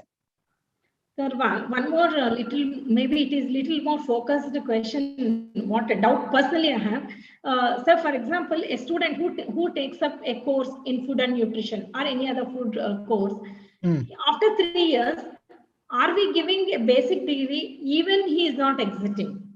Because he would like to do 4th year also, but with this 3rd year degree, he would like to apply for the food inspector course or government jobs. They say that if you have 3-year degree program, you can apply for that. It might take for him to get into the job for 1 year. Are we giving a degree, sir, or he has to give the exit option? He has to pick no, up. we have in the regulations, we have made it very clear. All candidates would get 3 years degree. All, If they okay. exit or not, all candidates would be awarded degrees after 3 years. Basic degree. Wonderful opportunity for students, sir. Yeah, because that's after what I have 3 years in the regulation also. Okay, sir. After 3 years, they can apply, keep on applying. It might take 1 year time. Yes, they can do that, madam. Therefore, that is They the provision can, we have it made. might take 1 year time. Yeah. Yes, sir.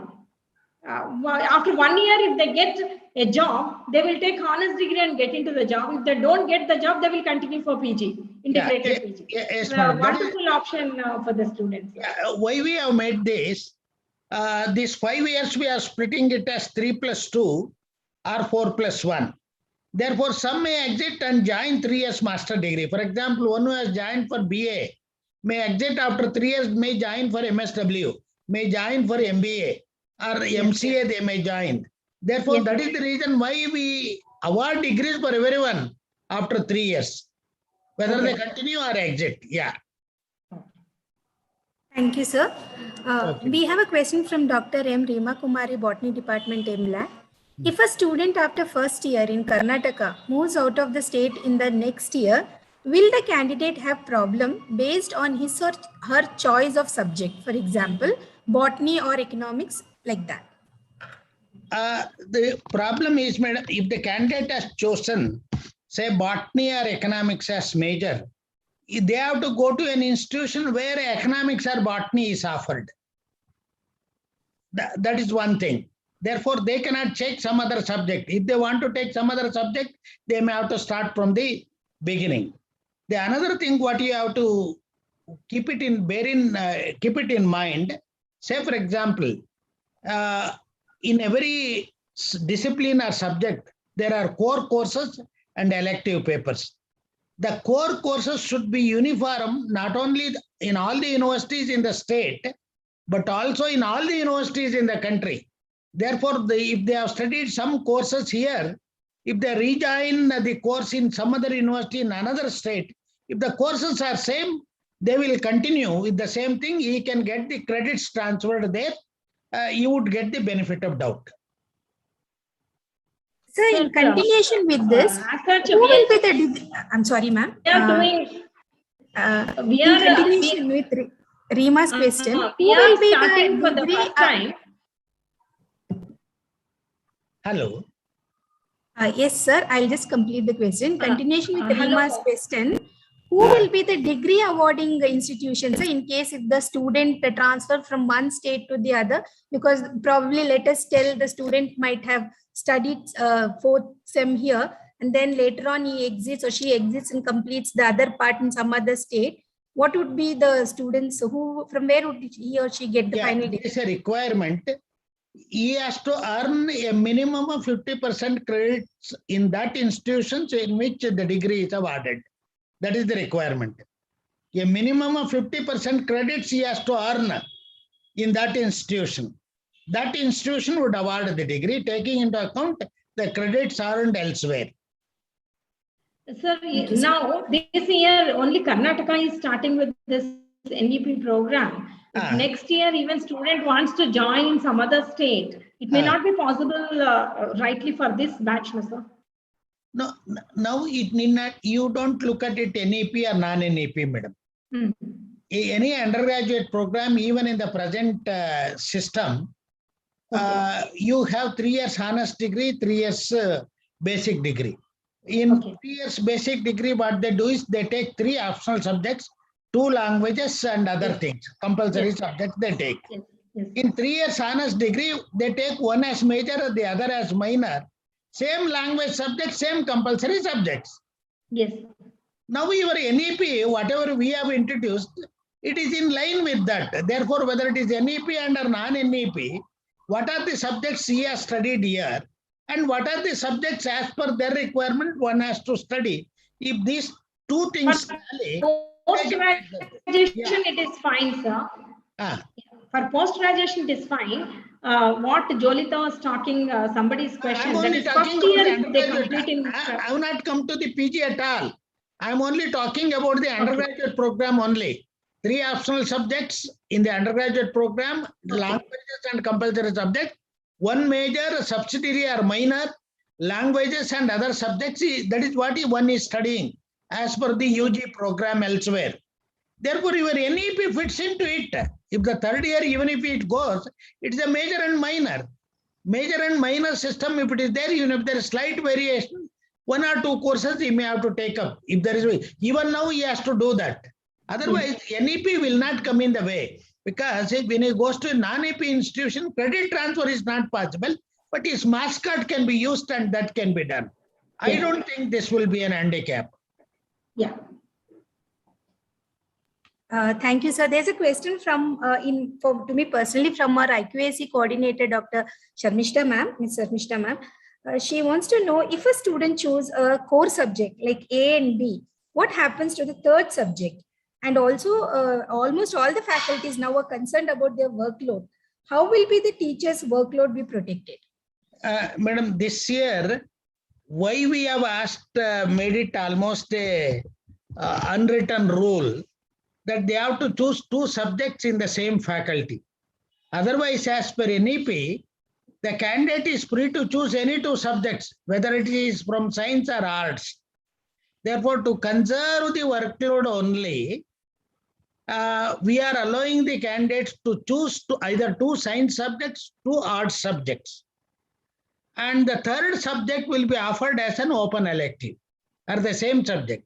I tell you, you think of a situation wherein PCM you have 120 intake. Therefore, you used to have 120 students in physics, 120 students in chemistry, 120 students in mathematics. Now, what they have is they have to choose 2 subjects. Therefore, you will have 80 students in physics, 80 students in chemistry, 80 students in mathematics.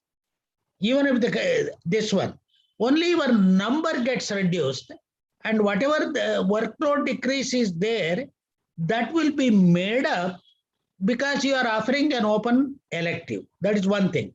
The other thing what has been allowed is, you, for example, I don't know whether you have seen through the examples, if there are 3 combinations, PCM, CBZ, and some other combination, there how do you calculate the subject intake?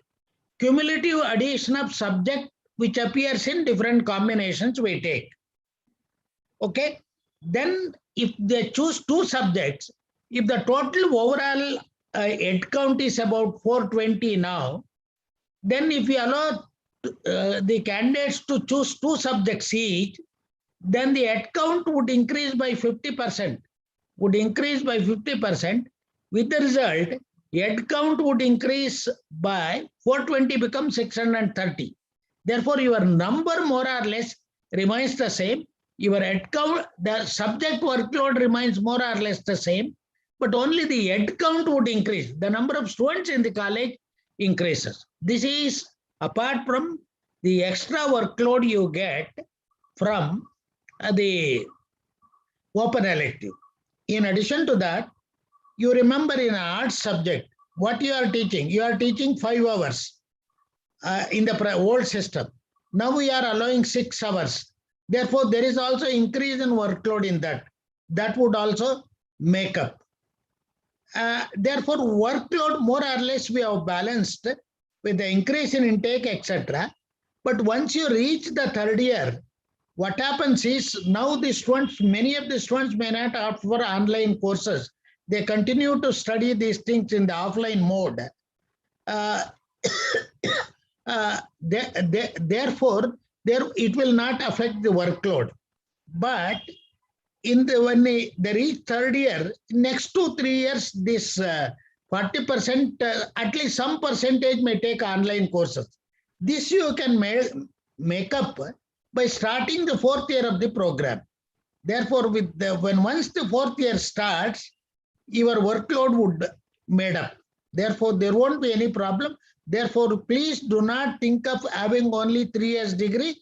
you must be prepared to start the 4 years degree, so that once you have an additional 4th year, the whatever the workload that is left through online courses, etc., that will be made up. And the most preferred degree would be honors degree. Therefore, that will not cause any problem. But once the workload gets stabilized, then probably you can allow from the beginning of the program itself, if the students are determined, take one major and minor, so that they can spend more time on major, rather than dividing their learning space between 2 subjects equally, because eventually, of course, they are going to study one of the subjects, not both. Therefore, the philosophy behind this NEP is we used to teach 3 different subjects, and eventually after 3rd year, when they entered master's program, they used to choose one of the subjects for master degree, and afterwards they used to get the PhD degree in a narrow field of that subject. What happened to the detailed account of the subject that they have earned in other 2 subjects? That was virtually a waste, except we need an overview of the subject, not the detailed account to which the candidates have studied.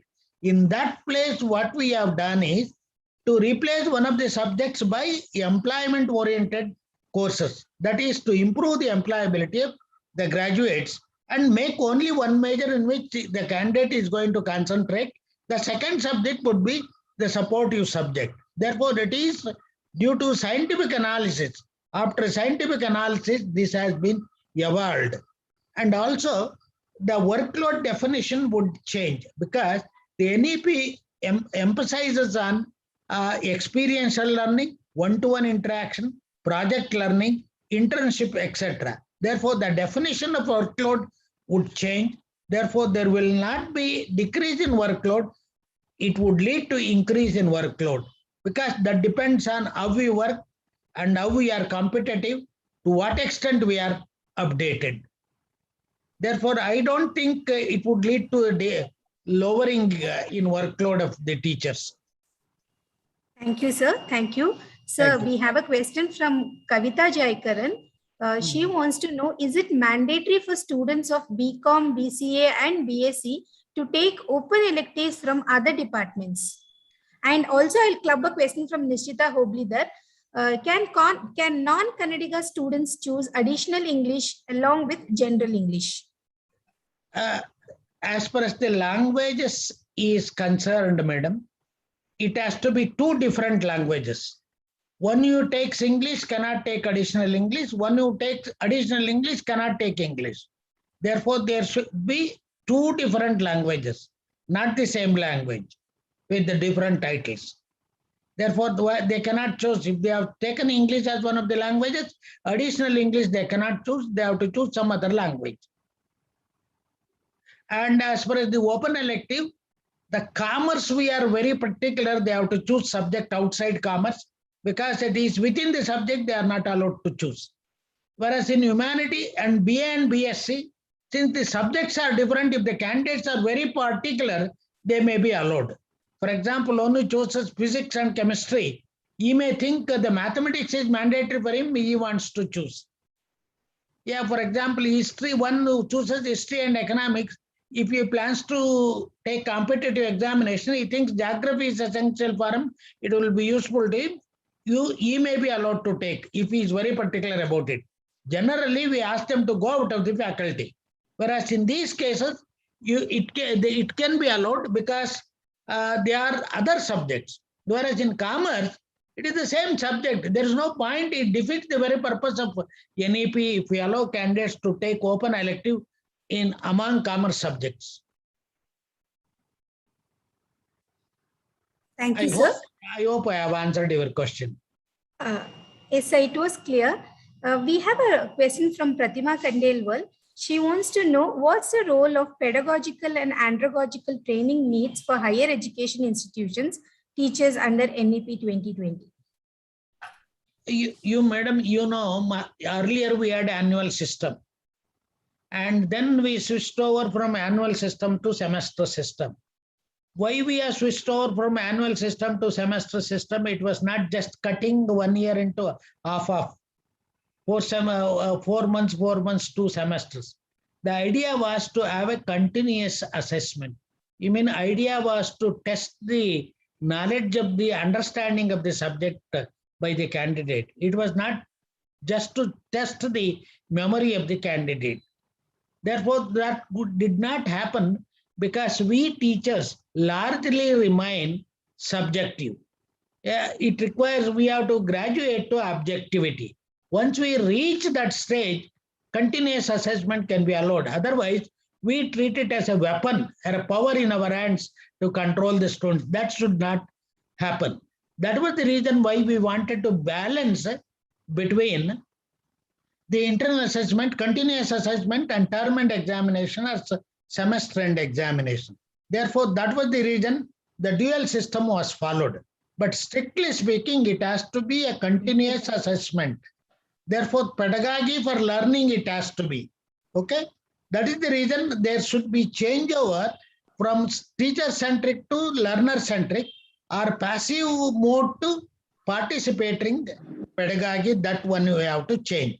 The assessment method also to test the knowledge, understanding of the subject of the candidate, and also the application of knowledge one has to test. It is not just the memorizing something. Therefore, the 3 things under NEP is, one is curriculum content, curriculum design and content. It has to be updated, relevant, globally competitive. The second part is the pedagogy part. Therefore, the pedagogy from teacher-centric to learner-centric, passive to participatory pedagogy, we have to change over. The assessment has to be assessment for learning. Therefore, you have to change over from testing the understanding of the subject of the candidate, not to test the memory. These are the 3 things that have to happen. This is in addition to the administration and administrative setup and regulations. Therefore, the regulations would be light but tight. Therefore, there won't be any inspection rack. There should be transparent disclosures from the higher education institutions. Therefore, that has to be whether they have done it, whatever they have notified are transparent and true, that has to be checked and verified. If one is found guilty, may be punished. Otherwise, whatever LICs and other things that they are being done on the run now, they will not be there here afterwards, probably after 10 years. There will be only 3 categories of institutions, as you all know. All present higher education institutions would be grouped into 3 categories: research-intensive universities, teaching-intensive universities, and degree awarding autonomous colleges. Research-intensive universities are those whose emphasis is on research, but at the same time, they do conduct significant teaching. And teaching-intensive universities are those whose emphasis on teaching, but at the same time, they do conduct significant research. The degree awarding autonomous colleges are those whose emphasis on undergraduate, 4 years undergraduate program. They are not prevented from conducting PG programs and conducting research. Therefore, these barriers are too soft. There are no hard barriers. There will be certain benchmarks would be prescribed. Once you fulfill those benchmarks, one can move over from degree awarding autonomous colleges to TIU and then RIU. Therefore, these are, one can change over depending on your NAC grading, fulfillment of the other requirements. Otherwise, all institutions will have the same quality, same freedom. You will have all the freedom to do it. Therefore, all present system of all deemed universities, private universities, public universities, autonomous colleges, permanently affiliated colleges, or temporary affiliated colleges, all these things will be grouped into 3 categories based on NAC accreditation and fulfilling certain requirements. Those who do not meet these requirements, they have to become constituent colleges of the university. That is the requirement, that is by 2035. This will not be a problem in the case of government colleges. They become autonomous, they become constituent colleges of the university. What about the private colleges? Private colleges, for example, I was giving an example, Bangalore University itself. When I was the Vice Chancellor, out of 750 colleges of undivided Bangalore University, 150 had this one strength less than 150. Then what will happen to it? To become a degree granting or degree awarding autonomous college, the one first step that the institution has to do is get transformed into a multidisciplinary institution. Second stage is to achieve the student strength of a minimum of 3,000. The third stage is achieve the NAC grading and fulfilling the requirements so that they can rise up to the level of degree granting autonomous colleges. Those who cannot rise up to this level, they have to either disappear or become constituent colleges, get merged with another institution so that the combined institution would fulfill the requirements to become a degree granting autonomous college. This would be the situation, madam. Thank you so much, sir. Yeah. For the want of time, we will take only two more important questions, and we'll wind up the program at 4:15. So we have one more question from Dr. Naglakshmi, HOD of Chemistry Department, MLAC. So this is always in all our mind, her question. Can autonomous colleges bring changes in the NEP syllabus prescribed by the university? Yeah, this point we have to be very, very careful about it, madam. Because there was the Karnataka government, especially under the dynamic leadership of our Honorable Education Minister, constituted a task force well before the NEP was accepted by the government of India. Therefore, by the time central government accepted NEP, our task force was ready with all the preparations. Therefore, we had several subcommittees on governance and regulations, and also curriculum reforms in higher education and school education, etc. The moment it was accepted, we started working on it. We had the framework and then constituted faculty-wise committees, which formulated a framework for faculty-wise, and then based on which we have finalized the program structures. Once the program structures were finalized, we constituted about 40 subject committees under the chairpersons of some experts. Then I requested all the chairpersons of the subject committees to interact with the chairpersons of BOS of all the universities in their subjects, so that to get the feedback from them, get the requirement, arrive at a consensus to work out the structure in their subjects. Once the structure is finalized for 5 years, then we ask them to draft the curriculum for the 2 semesters of the first year of the program. Their idea was, in every discipline, there are some core courses and there are electives, as you know, open electives there, other things are there. Now we are awarding the degrees based on 2014 specification of degrees notification by the UGC. Now it will be replaced by National Higher Education Qualification Framework by the central government, which may state out of the total credits that one has to earn to get the degree, 50% of the credits should be earned in the core courses of the subject in which the candidate wants to get the degree. Therefore, in every subject, the courses may be listed. What are the core courses in that subject? If they list about 10 to 12 courses, they may say out of these 10 to 12 courses, maybe about 8 to 10 courses at least he should have completed. Therefore, if you look at the LOCF syllabus in that subject in the UGC website, you will see what are the topics covered in that subject. Therefore, whatever syllabus that you draft, whatever papers you include, therefore, that should be in line with the national pattern. Then only the students can go from one university to the other, one state to the other. Then they will accept the credits earned. Otherwise, they will not accept these things, then the candidates may have to repeat the same courses. To avoid all those things, it is better if you retain the core courses at the same level, the same semesters. First year means first year, because first or second, it is a medial. Third or fourth is semester. Therefore, you have to agree at the state level what to have in the first year, what to have in the second year, what to have in the third year. Therefore, the core courses you decide as per national pattern. Once the core courses are drafted in that subject, they should remain more or less the same. Therefore, we have to arrive at, one may be wrong. There should be consensus. That was the reason why I asked the subject experts to arrive at the consensus, decide about the core courses based on the LOCF syllabus at the national level. Once it is done, you should not make drastic changes in the core courses. I am not worried about the elective courses. The elective courses are region-based, need-based, expertise availability, and candidates' interest. Therefore, they are not worried about it. The core courses, if it is physics, the subject fundamentals of physics is uniform throughout the world, whether it is in Karnataka or in Tamil Nadu or in Maharashtra or in US or Germany. The core courses, the basic principles of physics are same. Why should they be different? Therefore, the core courses, the changes should be minimal from one university to the other. Then only the credit transfer is possible. The mobility it would enable.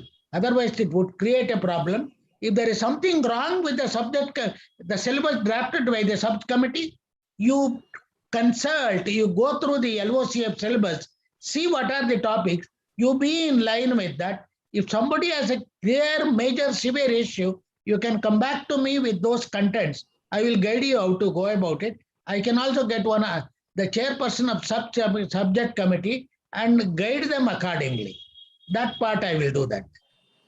Thank you, sir. So just adding to that, what about the core practicals, sir, for science and subjects which are practical?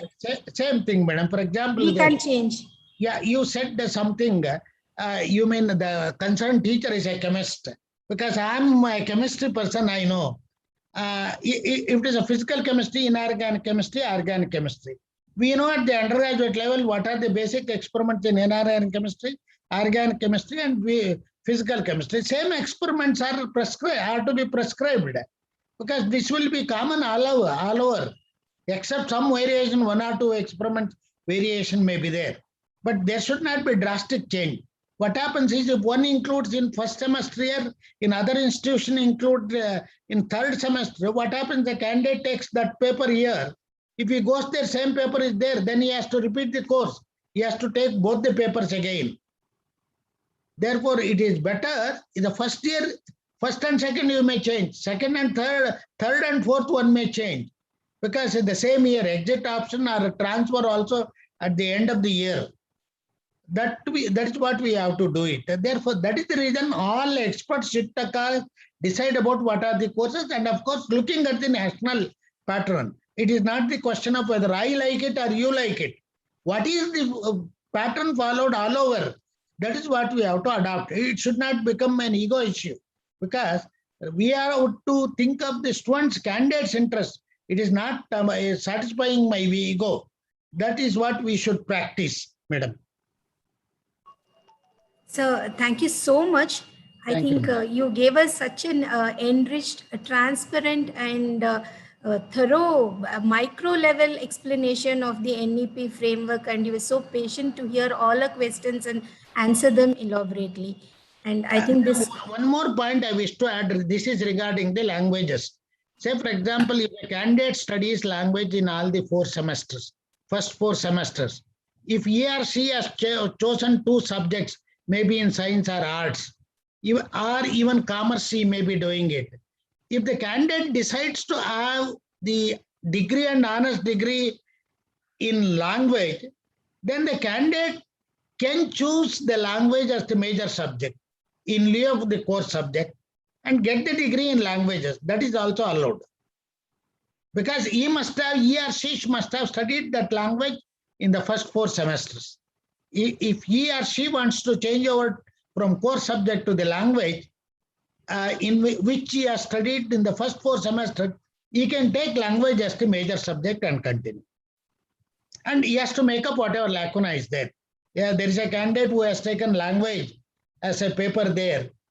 And here just to differentiate between the candidate who has taken English as a core subject and studied language also, whereas this candidate has taken another subject as a core subject, language, just language, then he or she has to make up whatever the lacuna is there. That freedom is also there. Sir, thank you, sir. I think all the queries, most of the queries have been well answered and clearly answered, sir. To just wind up the program, we tell that this is not the end, this is the beginning, and to just come to the end of this program and beginning of implementation. Our country, our culture always has a special place for this number 5. Because when we tell Panchatantra, Panchendriya, and NEP, knowingly or unknowingly, is Yes, based madam. on this 5 factors: accessibility, equity, quality, affordability, accountability. And also you see in the coming days, we are going to see India transform into a vibrant knowledge hub, and we're all proud that we are witnessing that era. So to end this program now, I request Dr. Rima Kumari, Associate Professor, Department of Biotechnology, Department of Botany, I'm sorry, MLAC, to deliver the, propose the vote of thanks. Over to Rima Kumari.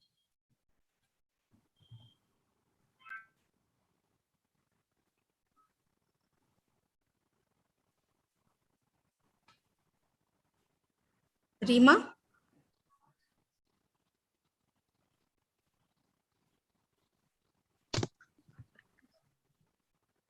Thank you, sir, for time and accepting this within a very short notice. I know that you are extremely busy.